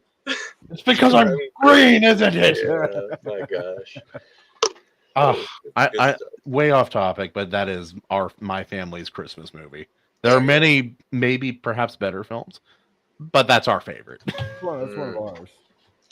I think I'm really leaning towards Klaus on this subject. So, okay, real quick. Let's be real. Let's be real. Saving Private Ryan, it floats. For AC, it floats. We've all seen it before. So let's do some final, because we're at the 2 hours and 30 minutes mark. It'd be kind of cool to just kind of have a free form chat for however much longer we're all together here. And it would be kind of cool to discuss like maybe some upcoming holiday stuff, whatever. I say it floats. The rest of the movie, great stuff. And especially like, when it comes back into the nowadays at the end, for that whole final reveal and everything. Great stuff. I wonder about that because I actually made myself an arc that I have to go through here. So I'm sorry, Andy. You have at it. Go for it. Please. We love it. Yes. I wrote notes. Thank you. Oh, yes. There we This go. is awesome. Hold on. Do we have a clip? Hold on. There's got to be an awesome, like, we don't have based. Oh, we should. All of our clips are too long. I know. Yeah. Right? It's okay. Yeah, it's okay. We have like. It's a trap. That works. Yeah, that works. I'll take it. It was awesome, I'm sure. Now, so the part where it segues, we go through the ending of the film, and of course, the captain passes away. He dies and tells Ryan, earn this. And my father, to the end of the days, he would come in and he would say, I lived when other people died. I lived when other people died. I have to make this worth it. I have to make it worth it. He went all the way through the end of the war. He was supposed to go in on the first wave of the invading force of Japan, which would have been bigger than Normandy. It would have been an absolute nightmare, a horror show. There's steep cliffs and people that were willing to die before they would ever let you set foot on the mainland. Thousands of miles of tunnels in lava, rock, sand, and dirt. Yes.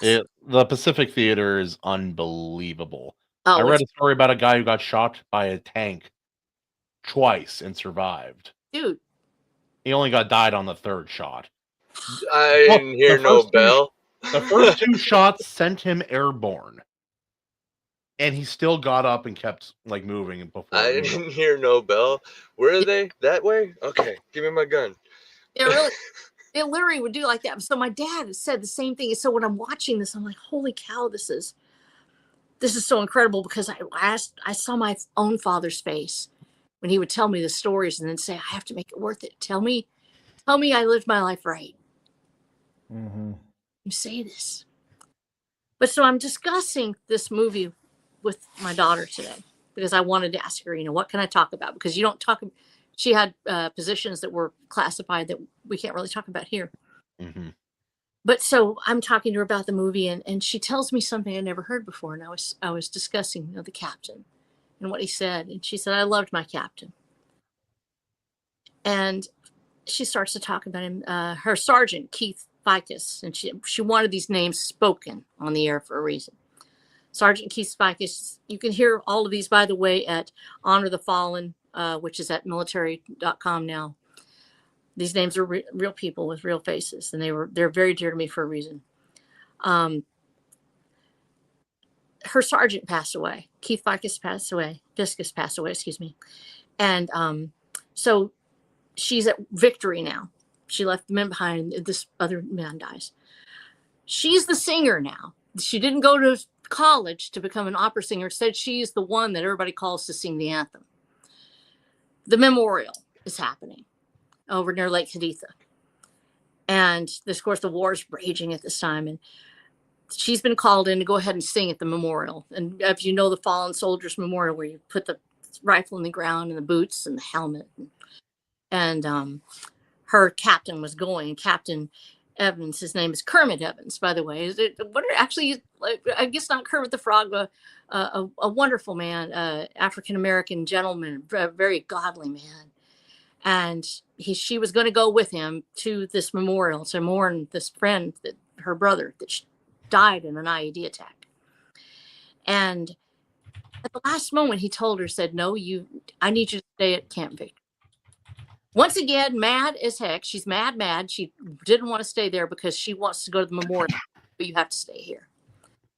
Yep. She's telling me this story today. I owe Captain Evans a debt I will never be able to repay. I will never be able to tell this man how much I love him or what he means to me. Because that was the day that Captain Evans, after the memorial service, his helicopter crashed. The same crash that she would have been on.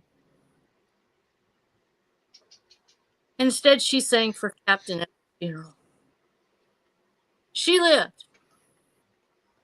Captain Evans saved my daughter's life twice.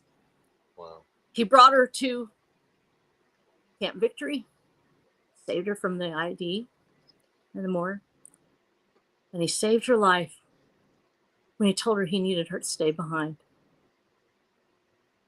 Yeah. And it was the first time that I'd ever seen why I had to watch this movie now. Because there are real people out there. They're real men, real women who made the difference. And every day she has the tattoo on her arm that she looks at. And these men are represented by 3 roses. They made my life better. They saved this woman, and this woman came home to me. My life is different because they saved her. I was the mother. It was me. I didn't know it. I didn't know it until today. I watched this movie last night, and I'm thinking, why am I having to go through this? Why am I having to live this over again? Yeah. And instead, there was a reason. It was worth it. No, it's not fair that the others died. There's nothing in it that can never make it right. Yeah. But the ones that came home, they want to earn it. Support your veterans. When they're looking at that day to day, and some of them are going to have a tough time, call them and tell them you love them. Tell them you understand, and tell them you're glad they made it back. Tell them that they can earn it. Let them know you're there to support them. And keep the memory alive of the ones that never came home. These are my veterans. These are my people. We are the other people. Love them. And to each of you that came back alive, I'm asking in Jesus' name that you are healed and made whole, and that it never has to happen again. But if it does, that there'll be men like you and women like her that will make all the difference to keeping us free. Amen. Amen. Amen. Yeah. Oh, Thanks, Snow. Yeah. thank you for sharing, and thank you for your daughter for her service, Yeah. and for the men who saved her and have now passed. No, For every veteran out there. Yeah. Many of my friends, many of my former employees. And I'm very grateful for having known you and for your service. Yeah.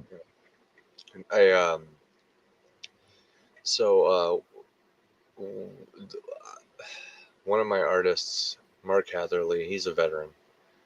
I went out of my way to choose him as my artist because he's a veteran for the specific story that he's adapting, because it's like it's basically my Saving Private Ryan. Yeah. You know, so I was like, it's the one, it's the only one I've done to this day that's got guns basically, and I'm a fantasy writer, so there you go. Memory of Mortality.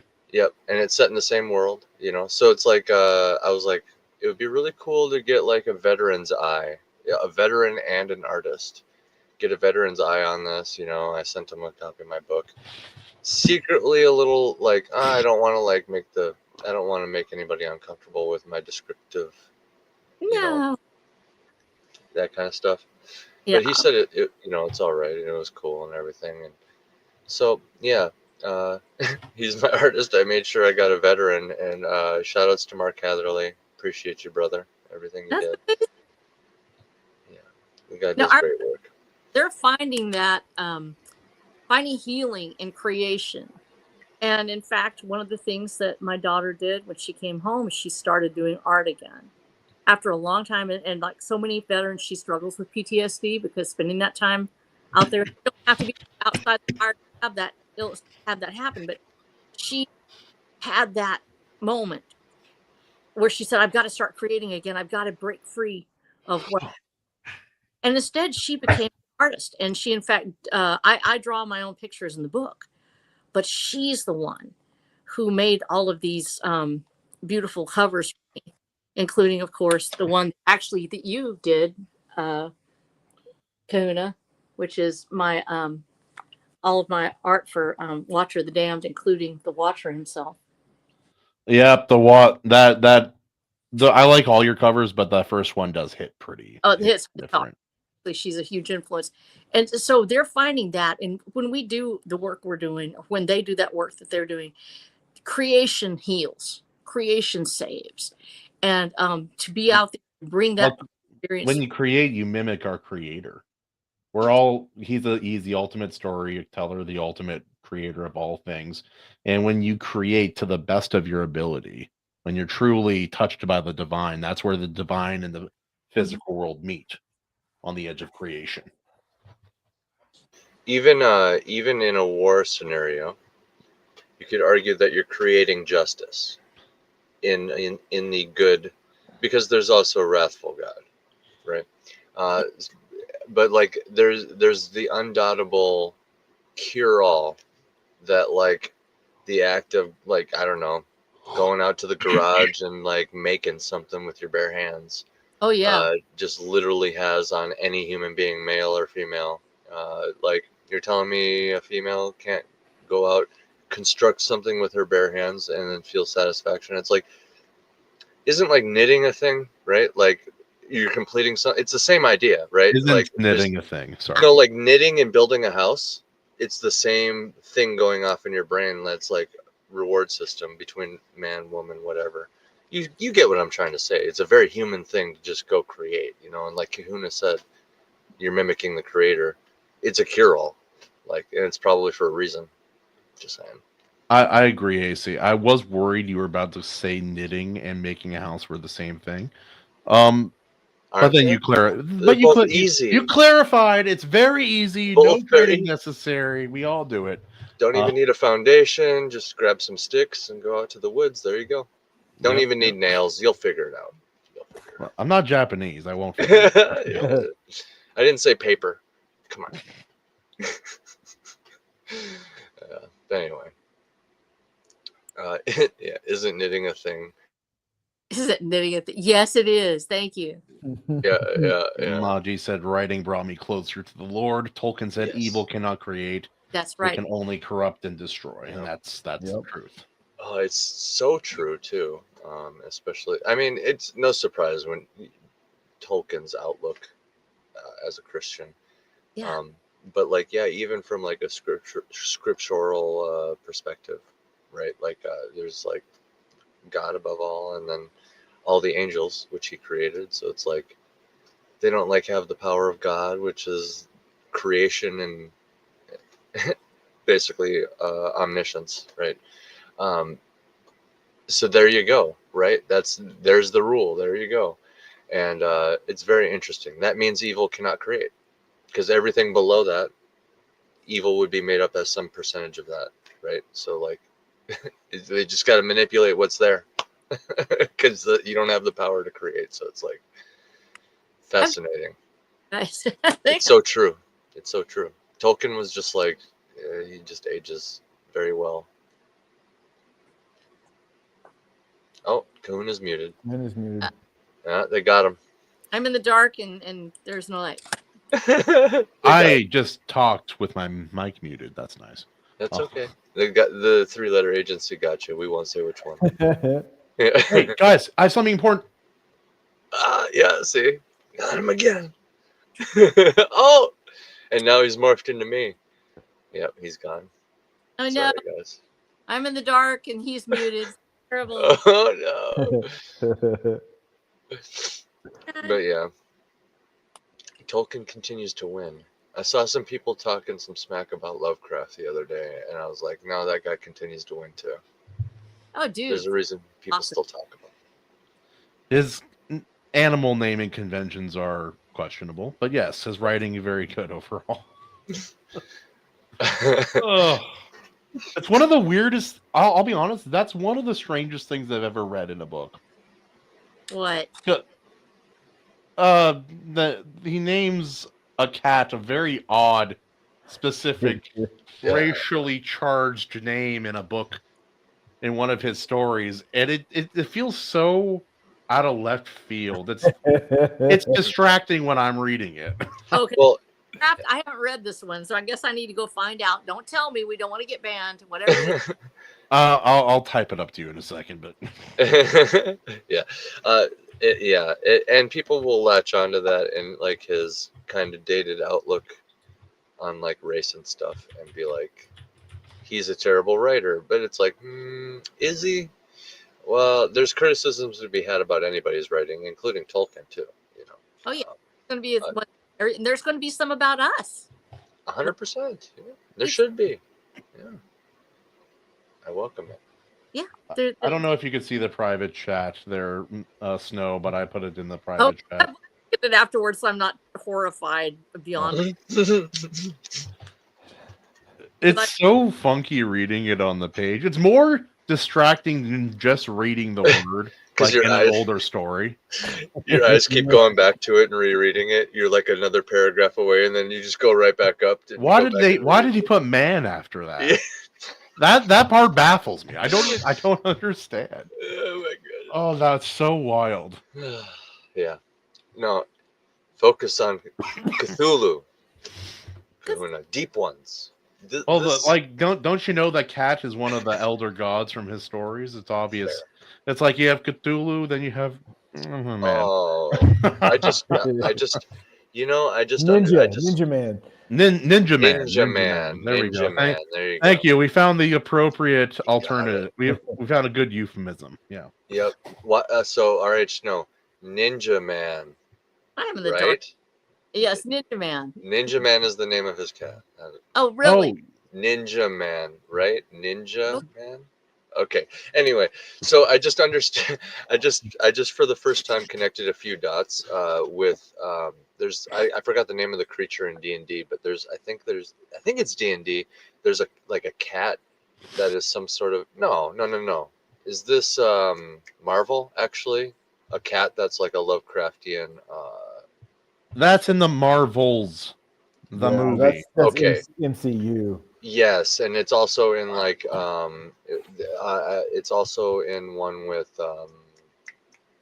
Samuel L. Jackson. Yeah, it's Captain Marvel. Yep, that's the one. Okay, yep. So I watched that with Maji in theaters. So what you have is a Sorry, cat. guys. You have a cat character that's also Lovecraftian. So it's a cat Lovecraft reference, and Lovecraft has his famous cat controversy? Is this what they're doing there with that? Is Not this, even is completely that the path unrelated. we're going? I was just saying they didn't think that too because the cat didn't think tore that- his eye out of They it. didn't think that through, did they? I'm just like, what path are we going down here, Marvel? What's going on? They don't. I don't Only think- redeeming character in that whole dang movie. I'll say the cat had a better moral compass than Captain Marvel. I was rooting for Ninja Man the whole time more than Captain Marvel. Yeah. Sadly. Imagine if that's what was Samuel L. Jackson's cat in that movie. He would. I bet he has. I bet he Oh, Christ almighty. does a cat. It's like there's all these old racist terms that people are forgotten, and every now and again I find a new one. I'm like, oh my lord, that's so funny. Really. Never underestimate. Oh, there's one too that pisses me off because it's just a name. Uh-huh. And it's what was it? Karen? Bubba. Karen. But no, Karen. Apparently that's a racially charged, like What? that's a racist name. What? So I have Forrest never Gump? heard that in my life. Yeah, I know. See, like I call people Bubba all the time because of that movie. No, And I it's call my not. son Bubba just because I do. I It call has my nothing kids to- that. Yeah. Yeah. It has nothing to do with skin color either. You could almost. Anyway, I Yeah, had a That's somebody reason. ninja man working for me one time, and he had something to say about it. I bet. Oh man. Oh. Yeah, you are in Washington, so There's probably more. That's a whole different debate. But there's probably There's probably more racially diverse cast here in Washington than in Minnesota, eh? But be surprised. still not that much. Not like the East Coast or even California on the West Coast. You're right. no. It depends where in Minnesota. It's like, If you're in Cities? Milwaukee, yeah. Are we in the city's Kahuna? Like, where are we at? oh yeah, Ours? listen. What would a Minnesota accent, hey, sound like if you combined it with a hood accent? Oh man, I don't even want to try to do that. I could maybe get close, but I'm not even. Y'all low up in this little minivan. Hey, No, I can't do it. I don't know how that- I'm rushing to get canceled here. I'm doing my you best. guys getting oot? Kahuna's trying to get canceled. What happened to your light, Snow? Are I- you? Light does not work. I'm like literally at this point. Look, I'm gonna have to do like that scary thing. Oh yeah, it's like for That's- veterans. I'm literally, my house is this dark. We don't have. I dig it. No, I dig it. I was gonna say she's doing the Veterans Day thing where Britain during World War II, right? World War II Britain. Yep. It's like I'll just hold this up. I'll be like Lady Liberty, lighting the way. That's great. That's what I thought of when I saw you with that light. I'm like, you're like that's a fair. mini me, Lady Liberty. Yeah. Oh, I think it's terrible. All of my lights are out. We've talked so long, my lights have all burnt out. I've got my batteries on, so it's terrible. Yeah, so if I look really cool or weird, that's like that. Now you know what I look like in bad lighting. Congratulations. Hey, StreamYard fixes everything. You're fine. Right. StreamYard is beautiful thing. It auto tunes our voice. It like touches up our faces, applies makeup. That's Reminds me of Hawaiian ghost stories. oh, yeah. No idea why, but I thought about that. But anyway, my grandpa was telling me this one time and talking about when my grandpa tells a story, even a scary story, he doesn't tell you the story. He tells you the story and then 9 generations of the family that came before for each character. Thank you, Grandpa. Boy. You turned us like a 6 or 7 minute ghost story into 2-hour conversation. Love you to death, but here we are. Anyway, He needs to start world building and like write a novel. but in real life. yes. But I do love it because it's like there's all these other ghost stories and like how you repel ghosts or what the ghost needs, and Hawaiian ghost story. Anyway, she ignored him for a while until the ghost became obnoxious, and then it scared her, and then she punched it and ran away, and that's the end. That's how you do it. That's how you do it. Just dip your knuckles in holy water. Yeah. Like slow motion. Knock that ghost right across the Or it's faceless like jaw. It's like there's that Japanese pilot who crash landed on on a different Hawaiian island, one that's a long ways away from the main body of islands. Mhm. And it's like barely anyone's there, but like it's so far away they don't know Pearl Harbor was attacked. Really? That's how Wow. far away they were. They didn't even know. Oh, And gee. so it's like we were friendly with Japan. They're like, "Oh, hey, we'll take care of you. You'll figure it out." Then they hear about what happened. Well, yeah. Like jail immediately. No weapons. Here you go. Okay, yeah. And then the worst mistake by an individual, maybe like a civilian individual, maybe in the entire war. The one Japanese couple on the island, the only two Japanese people on the island besides the prisoner, decided to try to get him out. Uh-oh. What? That might have been the wrong choice at that point. And that influenced the creation of the camps, which is one of the worst things our government has ever done. Oh, that's okay. So tinfoil hat time. Yeah. For AC. But the story of what happens for this individual immediately is rather entertaining because they give him his weapon, they give him back his gun, and a local Hawaiian guy figures out that they're escaping. He and his wife go to confront him on the path because he's already out of the prison cell that they made for him. The guy shoots him, and so how does Hawaiian man respond? Whoa! Who got shot? A local Hawaiian man and his wife. The guy who freed him. Japanese prisoner shot the Hawaiian. His hero, the guy who freed him. No. A Japanese couple helped release the Japanese prisoner. Okay, and then he went on to shoot somebody else. Yeah, a Hawaiian man and his wife saw him out of prison. They're like, "Hey, you can't do that." And then he's like, bang. So he shoots Hawaiian man. Okay. Hawaiian man charges him immediately, picks him up overhead, and throws him against a brick wall. And his wife bashes his head in with a rock. As you do, as you fucking do. I'm like, you picked the wrong culture to escape prison from, my friend. I don't know you. Boom. Oh, boom. 100 years ago, we'd be eating you right now. Dude. Yeah. Also, it's on Apple Plus, but or Apple TV, whatever you want to call it. Chief of War. Ooh. Interesting. Is that about Kamehameha? It is, but it doesn't focus on him. It focuses on Kahuna, who was from Maui. Okay. And a show about old Hawaii it could not have been done better than this. Oh, high praise.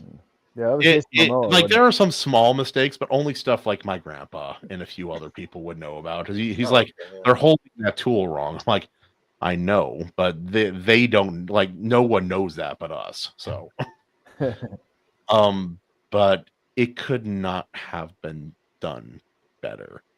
Amazing. And it's based on the real history, but it feels like a fantasy story or a mythology story because of how it happens and the weight given to it by the belief of the people at the time as well. Well, I always say the best inspiration is real life, for sure. Also, I have never seen a more brutal fight scene in any film.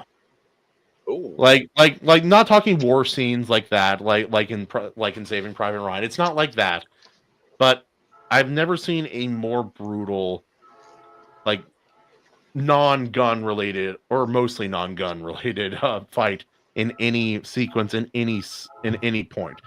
If anything gets too gory or too bloody, my mom closes her eyes when watching stuff like that. If it's too much, she basically had her eyes closed for a half hour in the last episode. Watch it. Oh, I barely made it through Saving Private Ryan. I don't know. Oh, yeah.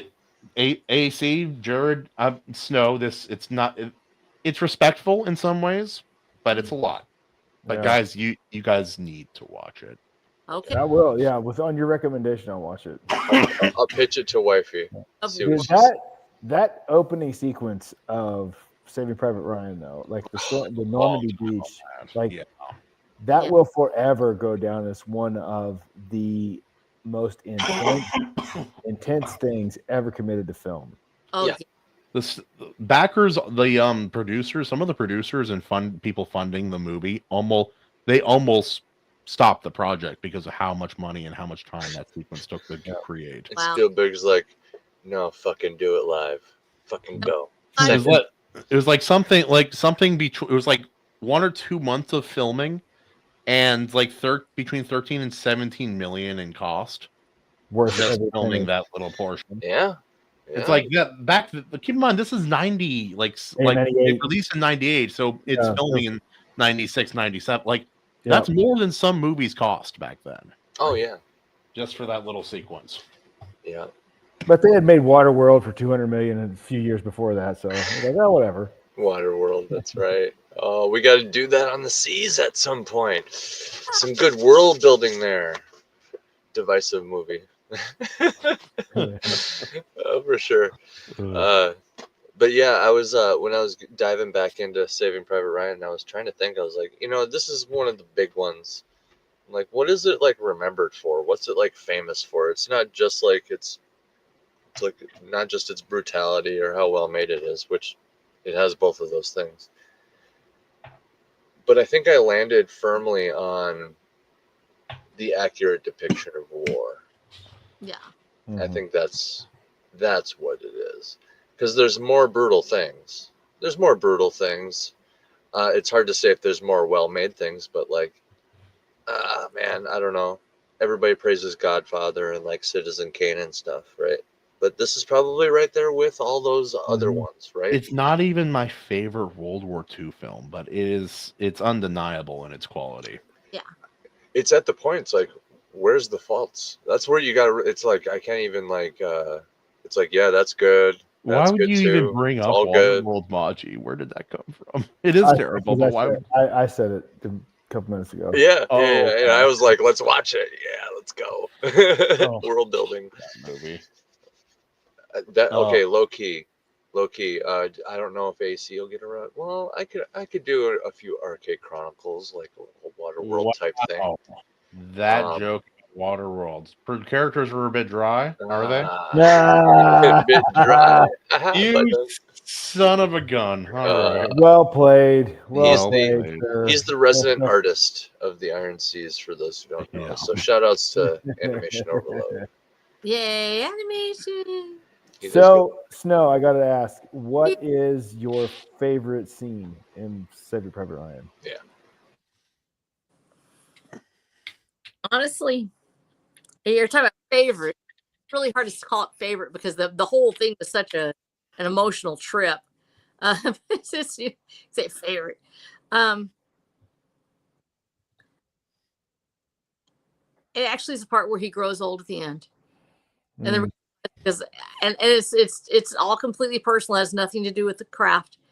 It's the fact that I've seen that look in my father's eyes, and that is why I chose it. It is the personification of a generation. It is a love letter to them, and it lets them go. It lets this was the beginning of them moving away from being in everybody's lives. They were starting to die off at that point. Even then, my father was in his late 60s, early 70s at that time, and they were letting go of that generation. Actually, the linchpin of so many families was the idea that somebody served in World War II. And we only live in people's memories, we only live about a generation and a half, 2 generations past our own lifetime. The last person who remembers us usually is our grandchildren, if we get to live that long. And so my grandma has gotten to know both of my kids very well, which is a blessing. I barely knew my great grandparents. And of course, in my family, it's hard to live long enough to meet your great grandparents. They're so old when they have you. And so this was a love letter to a generation. And so that last scene where he's making his peace, tell me I was a good man. Was it worth it? Without that scene, it is a despairing thing. Even when he says, make it earn this, it is despairing because you're leaving this terrible carnage behind. And then he comes back into the picture and the eyes rush back in. And this portrait of a life lived. And we know that somewhere it was worth it. Was it worth it for all the families that lost somebody? The truth is we'll never know. But that one life made a difference. I know it made a difference in my life. And so that portrait of the man at the end of his days, looking back on all the ones he remembered and never forgot. I've seen that look. I know it well. And And I'm grateful I saw it again. I'm glad I watched it. I'm glad you chose it. I'm glad you did too. We should all go around and choose a scene. I will go next. I think I have it clear in my head. There's a lot of great scenes. Okay. I'm gonna choose between. It's either gonna be the German guy that surrendered. I don't know what to name the scene. It probably has a name. Yeah.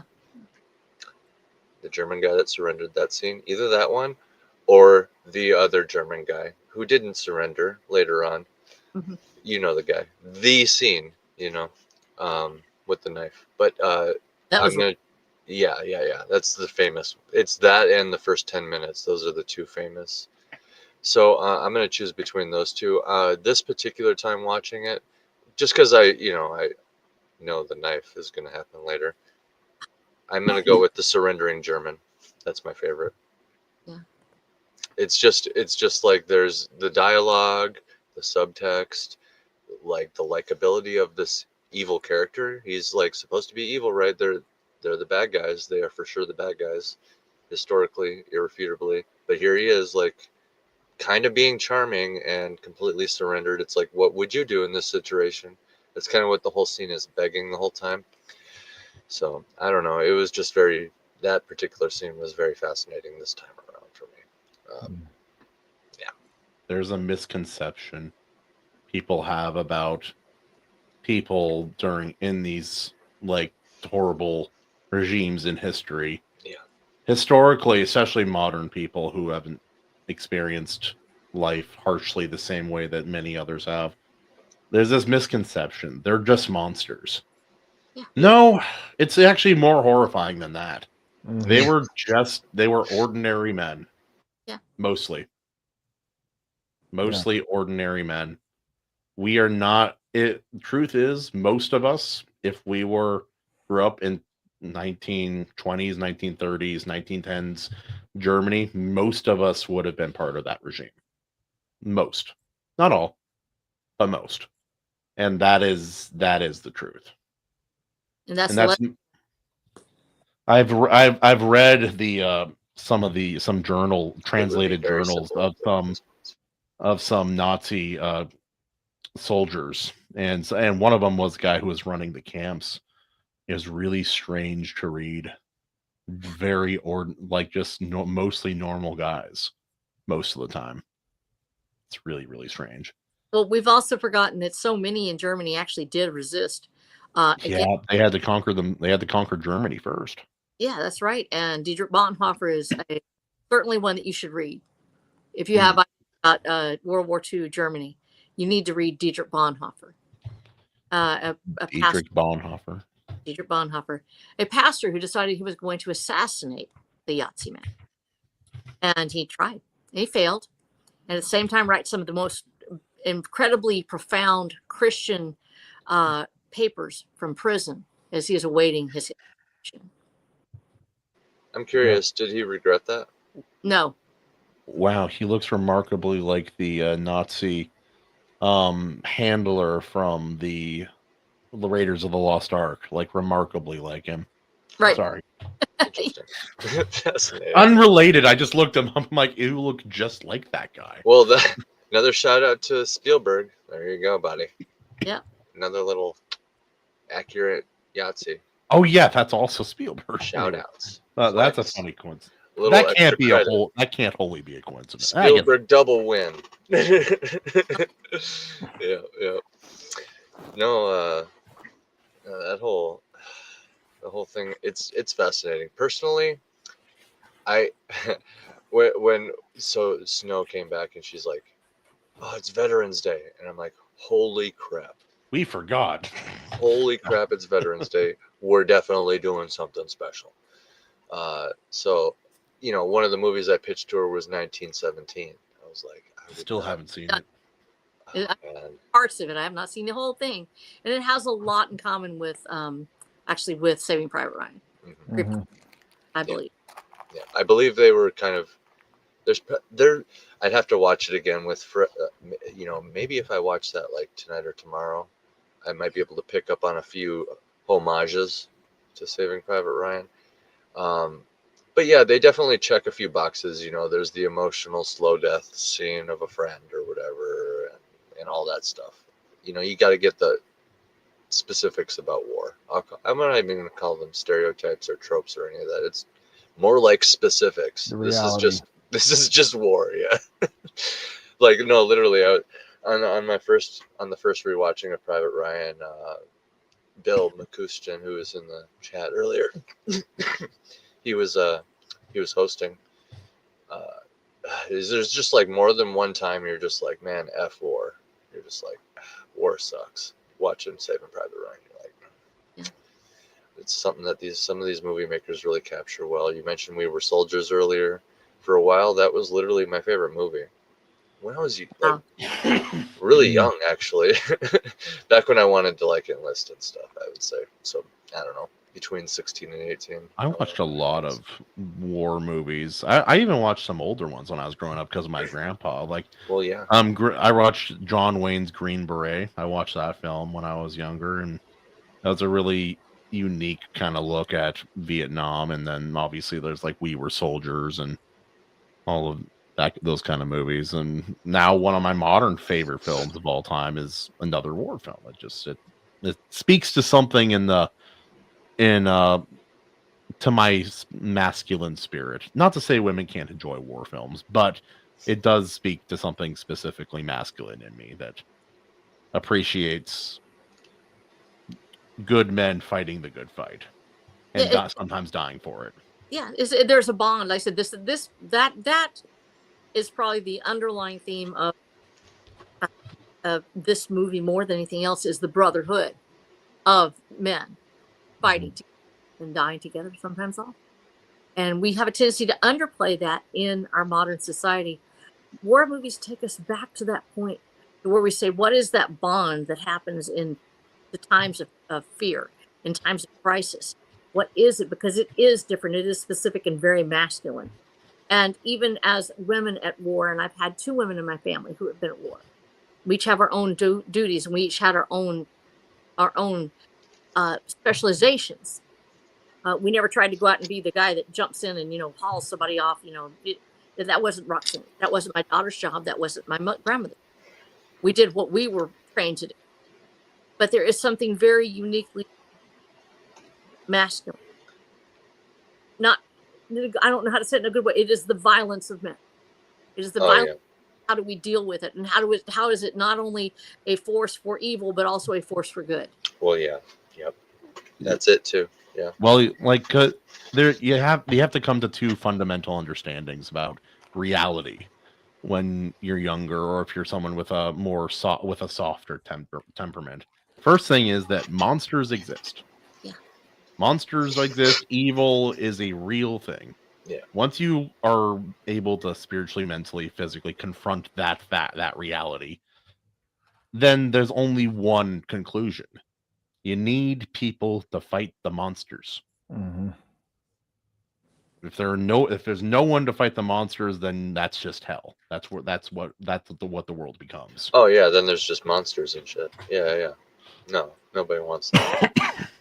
That's actually how a man in my one of my where he's part of one of my men's groups that I attend and am a part of. That's how he figured it out. He went to a different part of the world and encountered true, beyond like comprehension evil, like just unrelenting evil. And his conclusion after that was that there has to be something that keeps this from being reality all the time. And that's when he went on his journey to finally find God and who God was. And so that it took him seeing that for the first time to really start him on that journey. So, yeah. Well, that is the story of the Shire. It's the story of other things, that we sleep at night because hard men are willing to do violence on our behalves. Yep. And that is the ultimate good of war, if there can be any good of it, is just like you said, hell exists because good men do nothing. Good men must do something. It has to happen. And yes, women play a part. We do have a role in war. We have a role in and enforcement. But so many times it is men who must rise up. It is men who must take the challenge, and they must accomplish what must be accomplished, because when you have an army of men coming over the horizon, you need somebody to meet them. And that will rely on you. And yeah, they're like, there are women warriors out there of various kinds. But even there's another, like, we're going back to Tolkien with this one, but another role that I think women play that is so vitally important. It's like, you need that thing you're fighting for. And I controversial opinion, I don't think men would do anything without women. We wouldn't have much of a reason to, in my opinion. And now you're telling the story of Watcher of the Damned. Oh my goodness! I know. I'm due for a reread of your first book, and I'm very excited to reread it. It's a very, very good book. Thank you. I appreciate that. There we go. That reminds me, this what we were just talking about reminds me of my novel. Like, Yes. I have a pregnant protagonist, very vulnerable. It's a man. The man is Female. me. Very clearly a female. You see the breasts, female. So pregnant as well, so very vulnerable. I went out of my way for like the first 2/3, I would say, to just really reinforce that a lot of her enforcement of what she wants to happen is from like the strong characters around her, like the strong male characters around her that can physically do that dirty work, so to speak, like what you were just saying. All right, Snow. I mean, then I take the guardrails off, so to speak, because it is a fantasy story later on, and I get a little Lovecraftian with it. Yeah.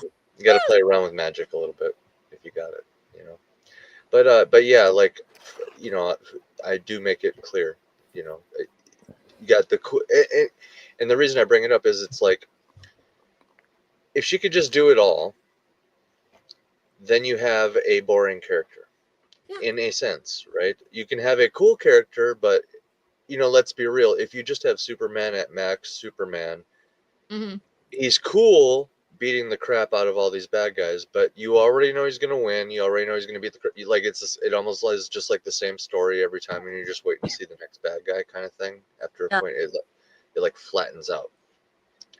So yeah, like, it's a great opportunity for you to flesh out a whole bunch of different characters around this main character, right? Instead of just dumping it all on the one cool character. Yeah, they're really powerful and crazy. You just divide all that coolness up between everybody. Yeah. And then now you just have a bunch of different cool characters, and it gives you an excuse to delve into that. And I don't know, if you do that right, it can lead to different world building offshoots. And suddenly, just because you decided to do that, a whole bunch of crap just wrote itself. So I don't know. Jarrod can attest to this. I know you world build your butt off over there, buddy.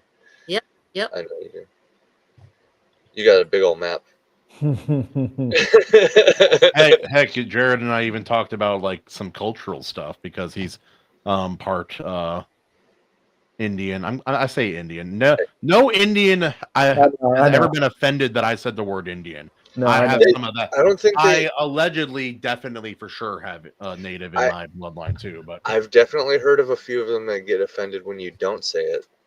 Yeah, it's like their preferred one. Yeah, I've heard that before. Yeah, go to an Indian in your area and call him a native and see how he likes it. Yeah. But yeah, no, I talked to Jarrod about this, like just cultural stuff. He put some non-Hawaiian Polynesian characters in there, and he has the combination of Irish and Indian kind of lore. Yeah, I did. I took a lot of Viking and American Indian pieces of culture and put them in one. Sweet. It's yeah. I mean, it's two of my favorite kind of warrior cultures, and like I'm just so sick and tired of hearing about Egyptian mythology and Greek mythology. So I just don't care. It's overplayed. Hollywood ruined it. Like the Percy Jackson can go to hell. Like the like, Mhm. and like I just don't. I wanted to avoid any of those references at all.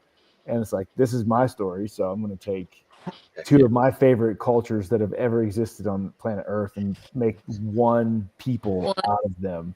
Yes. One brutal. Indigenous mythology is severely untapped. Yeah. That Underrated and untapped. It's And like in the first book too. It's just like there's so much required to get the story going that leaves room in the second book for me to use a lot more references from American, like pre-Columbian American mythology, like elements in it, like a split, like a so like I have like pages of notes from old like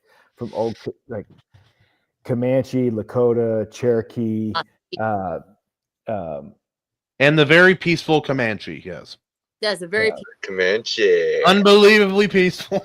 That's where AC would be studying. I'd be over there. That's Yeah. why my great uncle and my grandpa are hard ass men. Yeah. Real quick. RH Snow, you have a question from an adoring fan. Randy is curious to know what the RH stands for. They're actually his initials too. Really? It actually stands for Rebecca Hancock. No, my real name. That's my name, Rebecca. Yeah, I'm actually my brother's Wayne Hancock, Wayne the Train Hancock. He's a Wayne the Train. Yeah, that's actually his name. He's actually a singer. Dude has. Yeah, so I had that as my my maiden name, which is Hancock, and so that's my real name. I just happened to put the initials because it fit on the page better. Oh, it's awesome! Yeah.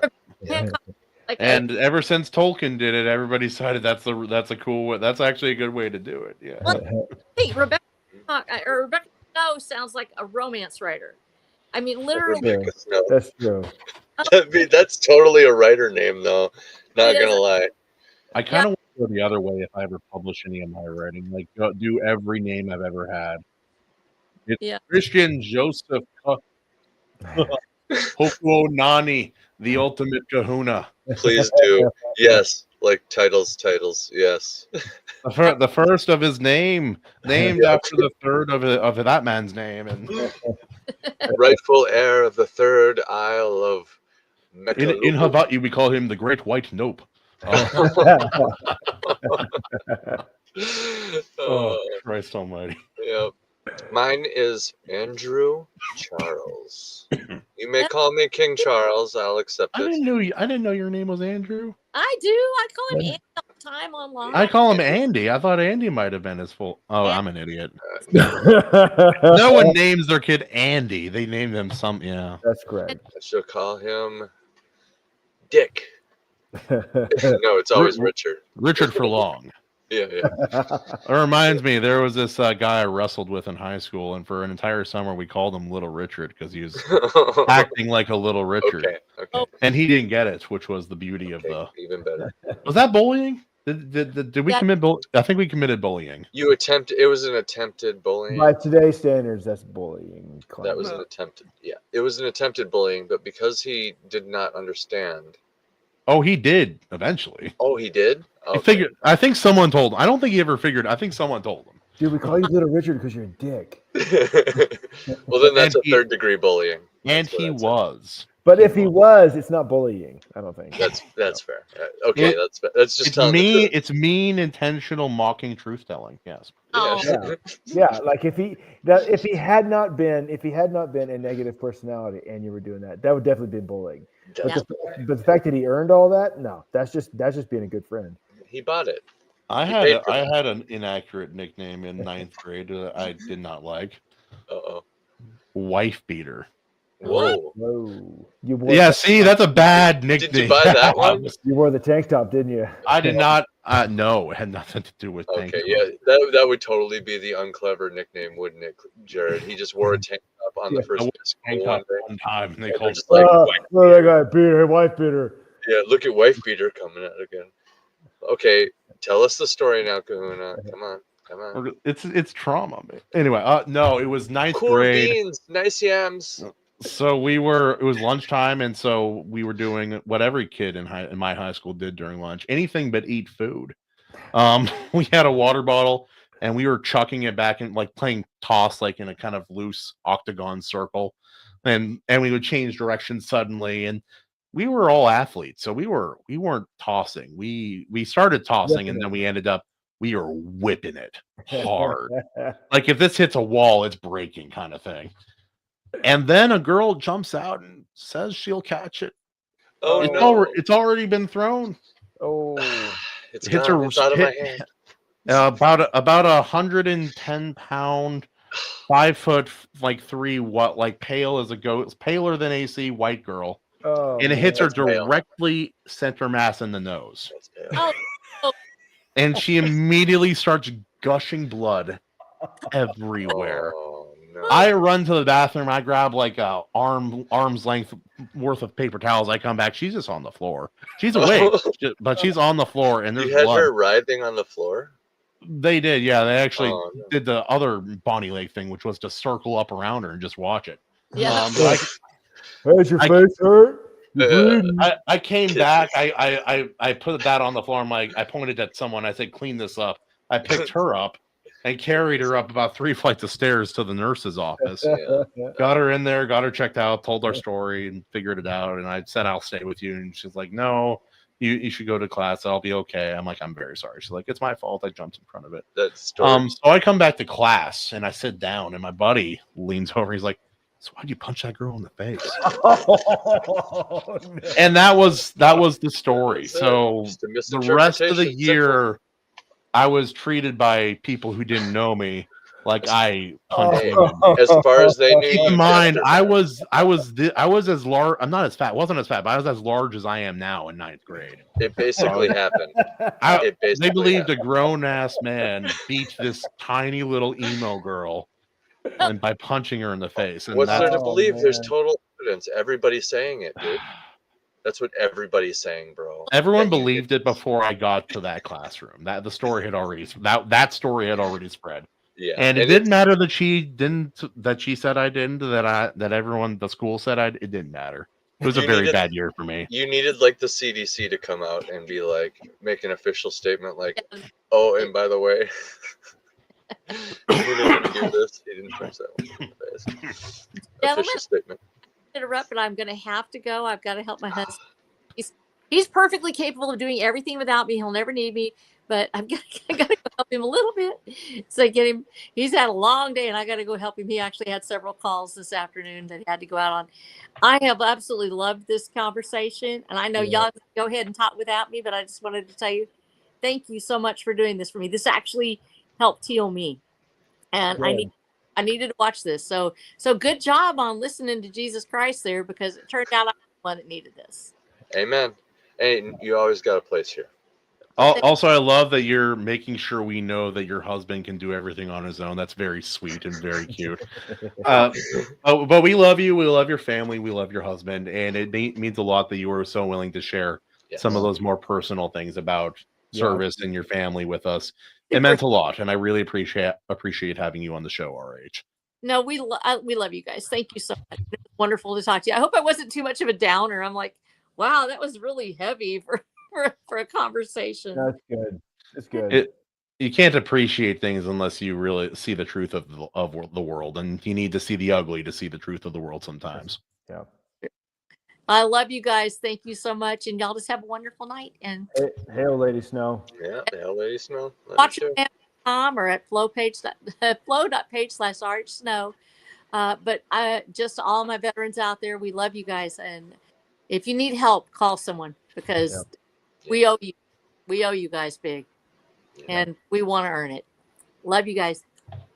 Happy Veterans Day and good night. All right. Cheers. God bless you. Love you. Is forcing someone to relive their trauma bullying? I'm joking. He says. No, that's a good opener. That's a good opener for stand up. Don't worry. That would be a good. Yeah, it would be a good opener for stand up. Yeah. Randy, don't worry. They didn't force me to. Also, I've had a lot worse since then, so it's fine. I was not a very socially competent young man. That was a rough year for me. I'm not gonna lie. Wait, when you were wife beater? When they called me wife beater, Yeah. I ended up switching schools. It was not great. Oh, that was the. Dang, that was the. It wasn't the reason, but it helped. Okay, yeah, definitely made that decision easier. Yeah. They're like, "Hey, do you want to stay at Bonnie Lake?" I'm like, "No." Reduce the swelling. It reduced the swelling a little bit on that one. Yeah. Yeah, I do. Like, I got people called me that. Girls were hella mean. The guy, I got kicked in the temple during PE on purpose. I got Bitchard slid in there one time, and I was like, ooh, and it didn't stick. Oh no! It didn't spread. It didn't stick. It was like seeing an ember fall into some dry leaves, and you're like, oh shit! And then nothing happens. And you're like, okay. And then Pritchard slipped in there. Pritchard is pretty good. I was like, ooh, that one cut. I was like, oh, damn, and then dude. it didn't spread. It came back later one random time, but yeah, nothing stuck. Nothing stuck. So I don't have. There was one that I made stuck on accident. We were trying to think if there's any funny like wordplay with our names, like insult. It was like basically like roasting, but it was with friends. But then someone outside of our group heard me come up with small cocks for my friend whose name was Wilcox. It stuck. Everybody knew it. I felt so bad. Like, I'm so sorry. That was his identity from that moment on. He even got a superhero costume around it. It's his handle online. Like, that's his passwords for everything. Dude. I got Christmas a lot. I can see that. Yeah, I got Christmas. Yeah, there are much worse nicknames. Yeah, I know. Yeah. The thing is, like, it used to piss me off. Like, it used to piss me off, especially because, like, the people, the dudes who would say it were just the biggest dicks. Yeah. But I just hated those guys, and like the couple of guys. And it's not even clever. Yeah. And it used to, and now it's just like that's how I explain how to spell my name. It's like Christmas with an N. It's like it doesn't. But I remember it used to drive me nuts. But then I realized it's like, oh no, it's because Jeremy's a complete asshole. Yeah. I don't like it. You know when the moment I stopped caring about like bullying in high school, there's a moment I realized it had nothing to do with the subject matter or the person. It had to do with behavior. People would choose to make fun of people, and they'd usually pick someone who is vulnerable physically or mentally or socially. Yes. I found out because this kid on our wrestling class had a horse just hanging down there, brother. Oh, and he got embarrassed by it. Well, that's the moment. You? No. Wouldn't you have shame? If I had that, I'd wear shorter shorts. I wouldn't be shirtless on stream, brother. Yeah, I got you. They were like, anyway. "Oh, you're like he's kind of a smaller sized white guy, like topping out about 130 to 40 pounds." And they're like, "Dude, don't get excited, you'll pass out." You'll pass out. And he was so embarrassed. Anyway, that guy he was kind of a dick. We didn't know that at the time. Okay. But yeah, no. So he was in the same weight class as my brother, and my brother. I'm a big guy and I have savage tendencies. My brother is a savage. Like through and through. He just has always been a savage. So he and this guy are in the same weight class. That guy starts dating someone. My brother dates someone. Girl breaks up with my brother. He's like, "Oh, who cares? You're not that pretty anyway." Literally his response. Whoa, he was a savage. Ice cold. Like, she had her friend break up for her, and he's like, "I literally don't care." I'm like, "Oh my god, dude!" But yeah, so then they're in the same weight class, and then my brother breaks his arm right before like state and right before like some of our bigger tournaments for wrestling. So he's out of that for a while. That's how you And assert then dominance. later we find out that he is not very nice to his girlfriend, and then my Okay. brother starts dating his girlfriend, That's and also then how you then knocks him out in practice legally. dude, triple dominance assertion. I'm like, Damn. he's already dead. First he broke his I'm arm, taking him. then he broke it off with his lady, then he broke his face. No, that's the animation. Ayo, let me explain this. So like he's never been heavier than 150 pounds. I have been heavier than 150 pounds since I was in 6th grade. That's AC weight, 150, Yeah. 160. Yeah. Yeah, and he was whiter than AC with freckles, blonde hair and That's blue, like milk. blonde curly hair and blue eyes. It's like milk. It's the only We possible shit. are not alike, to say the least. I like when I was younger, I was in good shape. I didn't realize it at the time. I thought I was fat. Now I know what fat is. Anyway, he has always been like underweight. Yeah. Now I know. I thought I was in high school. I thought I was fat. Jared, I'll show you pictures. I was in good shape, dude. I was like, Oh, I was fighting weight like 195 pounds. Oh Like, wow. he says fighting weight. Yeah. I'll just So say an undisclosed amount of weight less than what I am now. But dude, he was something. Even in pictures, I was showing kids my kids pictures from my yearbook, all my yearbooks, and like there's my brother. I'm like, well, how did he get a picture of him posing with bikini college girls in Hawaii into a Christian yearbook? That's pretty wild. asserting dominance over and over again. That's how. Oh, Over and over and over. Yeah, just 3 times per dude, just to make sure. That's his rule from the sounds of it. like some guy pisses him off. He's like, I'm gonna break your arm, Your take your elbows look girlfriend, weak. and knock you out. Your elbows look weak, brother. Like, what do you Clearly, respond to you don't that? know who I am. Let me explain to you how this is going to work. Step Yeah. one. I'm gonna break this down. So you's calling me's a bitch, and me gonna turn you into my bitch. Yeah. So I love that like snow leaves, and we're like, we're gonna get foul. just gotta foul it up in here. That thing that you said about the bullying, like they'll target, like it's all about vulnerability, right? Vulnerable mentally, socially. What was the other one? Or physically was the other one? Physically. That was not me, but the other 2 categories, perhaps, yes. Socially really resonated with me, actually, because it's like that is probably those times when you're bullied where it feels extremely random. It's like, so like, what the fuck? What? Why am I? Maybe this why is person's not as going down? competent or not as or as too like I was a very nice boy at the time, so that did not help me at all. But it made it worse because I was so big that it's like I was a larger guy and in good shape. So if it's like if they could bully me, it made them look better than if they were bullying like the 120-pound like twerp with the bad flat-billed hat turned sideways. Oh, and Chris, and okay, so 2 thoughts. Kahuna, my my best friend in high school was actually suffering from the same illness that you're describing, big guy-itis, where you're the big guy in the room. So then, and you can vouch for this, maybe Christman, maybe you've even encountered a couple of these dudes, but like if you just walk into a crowd full of people, there's gonna be like, it's like one dude in there that just doesn't like you and just like wants to fucking fight you because you're big. It's like some male like. Oh yeah, it exists.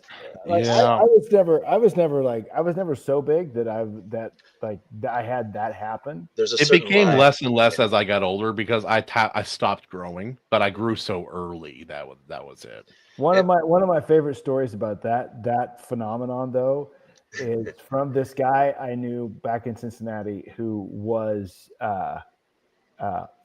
he had some sort of like development contract with the WWE. Like he was he was a substantially large individual. Like he was 6'7", juiced to the gills, and That's a big boy. probably 280, 300 pounds of Wow. of like ripped muscle, and he was strong. Like he was really strong. Yeah. And he's at a bar in Columbus. He's at a bar in Columbus. It sounds and like the beginning of a great story. This guy, Yeah. this guy, like 5'9", 180 pounds, walks up and checks him, and Chris just kind of turns to us like, Nope. and just like goes back to like back to his attention here. Gives him a pass. All right. Yeah. Yeah. And like a few minutes later, the guy comes up, does it again. Chris was like, "I can What? fight you. I'll fight you." Well, yeah. He's Like like, what he up and Cool, did it man. again. Cool, and just goes back to what he's doing. Third time, Oh. the dude comes up and does it again. And Chris said, "If you touch me again, I'm going to punch you." In the face. Yeah. That's exactly like those are his exact words. If you touch me again, I'm going to punch you in the face. It turns back around and goes back to his business. Yeah. Dude did not learn. Okay. Walks up and pours a mug of beer on Chris's head. Oh my As like gosh. as high as he could reach. And Uh-huh. like Chris turns around and straight comic book style punches this dude. Just skadoo. Like didn't even turn his fist over. Just like straight boom. And like the dude left his feet going backwards, like with his face like sunk in like this, smashed like I don't think he broke his teeth out, but he like cracked a couple of his teeth, Yeah. broke his nose, like, and because I mean the guy's fist is so big, like That was and- self-defense at that what point. were I'm you sorry. thinking? Like he told you exactly what he was going to do. This is gonna happen. Boom! Yeah. And, oh, I'm going to punch Like, you what right in the face. what possesses you? You are less than half his size. Well, that's the thing too. I don't know what it is. Are these guys there because they're like trying to pick up chicks? So Proven. like this is just their weird way, or like I don't know. Sometimes it's sad. Sometimes some people just like fighting. There's one kid I knew. I don't care. I'll drop his name. Kyle Kendrick, you piece of shit. I hope you're doing better. Anyway, doesn't that sound like a douchey guy? Anyway, he would always pick fights, and he would never win. That's a great character. That is a great It sounds like character. an anime, like weird anime Dude. character that's like Opposite of One Punch Man. he always fights. Charlie Zelenoff. He never Yeah. wins. He never wins. Yes. Dude, my jiu-jitsu coach, he had a reputation when he was in high school because he loved to fight. In high school and college, he loved to fight, but he never picked a fight. Like he would just ask people if they wanted to fight. And one day the cops pulled him over, or like their cops come to a party he's at. You're like, and it's like, and one of the cops like, "Hey, that's the guy." And Sam's like, "What do you mean?" It's like, do you really have a pair of punching or a pair of boxing gloves in your backpack? He's like, "Yeah." Can we see him? It's like, and Sam's got this pair of boxing gloves, and he kept a pair of boxing gloves in his backpack and a spare pair if somebody wanted to fight. And a spare pair too? Yeah. I'm waiting for somebody to fight me. All Dude, the time. That Like, sounds like my that's buddy in someone high who loves school. who's not trying to pick a fight with somebody bigger to prove something. He just fought because he liked to fight. It's the guys that don't know how to fight, that have something to prove, are the ones that are always trying to fight the big guy. I have another story you just reminded. Really quick, my big Go guy ahead. friend in high school, that first of all, Christman, that sounds exactly like something he would do. In fact, I think at one point when we were roommates, he in fact got some gloves and was trying to goad me into like letting him beat the shit out of me, basically. And I'm just like, I'm not just gonna be your living punching bag. I'm sorry, I'm not competitive like you, bro. That was the other thing. I knew how competitive he was, so I was just like, you win. Oh shucks, you win again. You know what I mean? Dang. But Kahuna, what was your story? It's just funny. It reminded me of my buddy Christmas. So we may or may not have gotten in trouble in science class a lot. I was just going to tell one story, but there's like 6, and I forgot all about all of them until this moment. So we figured out we can make a flamethrower in class, and so we did. Always a good day. As you do. teacher did not tell us to do this. We just simply did it. Someone tipped over a fridge and freezer, a big boy one, Hello, with all the Donovan. animal parts. I was not involved with that one actually. We made a fort in the back. What else did we do? Oh, a kid discovered you could look up things on. He found a way past the children's safety guideline things on the computer in the back, and then turned up the volume. That was his choice, not mine. I was not involved. And then I brought boxing gloves to school, and we started having boxing fights for about three or 4 days in a row one week in the back of science class. Every class. That poor teacher didn't stand a chance. That was a fun time. I finally figured out I could stop the bullying if I simply. Oh, you know what really stopped it? Yeah, no, I was with one friend and he's like, "Hey, come with me. I'm going to have you meet some people." So I go with him. And we're hanging out with like 8 people I've never met before. We're hanging out and we're all messing around, shadow boxing, and then the guy leans forward when we're shadow boxing. One of the guys from the other group. And so he leans forward while we're shadow. I pop him in the face, just like I'm not even hitting hard. It was not intentional. And he starts bleeding, and I'm like, oh. And he starts getting all like jumpy. He's like one of those kind of smaller than me guys trying to prove something. He's like jumping up and down, getting angry. And I realize I'm like, if we fight, my buddy will stay out of it, but all like 7 other people are going to help him beat my ass, or try to anyway. Well, yeah. And so I'm like, all right, I got a choice here. So I'm going to. They said, "Hey, you got to let him give you one back." I'm like, "All right." So literally tied my hands behind my back. He put a bandana on his hand like a baby, and then he had one like free unflinching shot at my face. Okay. And so he hit me. I went like this, like in my head. I'm like, that didn't hurt at all. Yeah. Turn back. I'm like, you want to try it again? After that, the bullying mostly stopped. That, and then I started fighting adults for fun. Yes, as you do. Someone got in trouble. Oh yeah, I banned them quick. Whoa. They're being ignorant. But Tell anyway, me what he said later. But anyway. Yeah. Christman, your comment about Christmas, it just reminds me of I got Harry Potter. And there's no reason to get upset. But then you get weirdly upset when it's just like this pointless. Yeah. Like, what? Yeah, that's what it's like. Were your parents also killed by a dark wizard? Where's the connection? I think they secretly knew that. And that was them kind of like trying to hint that to me, you know. We know you a wizard. In hindsight, that's what I realized in hindsight. At the time, I thought it was just because of my big round glasses. It's just like the funny things, the things that matter when you're in middle school. It's just like you look back. I was like, what the hell was I worried about? You know what I used to worry about all the time?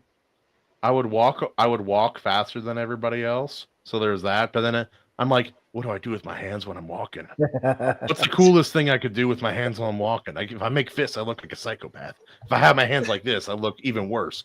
What do I do with my hands? I was so stressed. I was so stressed out about it. And my dad one day is just like, stop. I'm like, all right. All right. That kind of always worked for me with him mostly. What are dads for, right? Gentlemen, I gotta hit the hay though, man. I gotta drive home still. I gotta try to get some editing done on my comic. Right there with you boys. It's late, but before you leave all the way, let's end the show. But AC, you need to tell me what he said because I didn't see it. So I saw it. Ooh, he said he wanted S mustache man's D, and I was like, whatever fucking floats your boat. Get the fuck out of here, though, bro. That's also, who's mustache man? Because you have a mustache too. Mustache man, yes, the bad one, the bad mustache. Oh, yeah. Charlie Chaplin. It was in all caps too. Like he was like really into it. He was like excited in a weird way. I don't know. Was that a grouper? Is that like one of the Nick Fuentes people? Oh God, I don't know. That's really weird, dude. I wonder how they ended up here. I don't know. Was it Kyle Kendrick? Kyle, was that you? It could be any group of people. I mean, call him by name. He shows up in the chat. Yeah, Kyle. Yeah. Oh God. It's another fight he can't win. He lost it immediately. It was just like, Oh, all right, boys, I'll take us out. yeah. Have at it.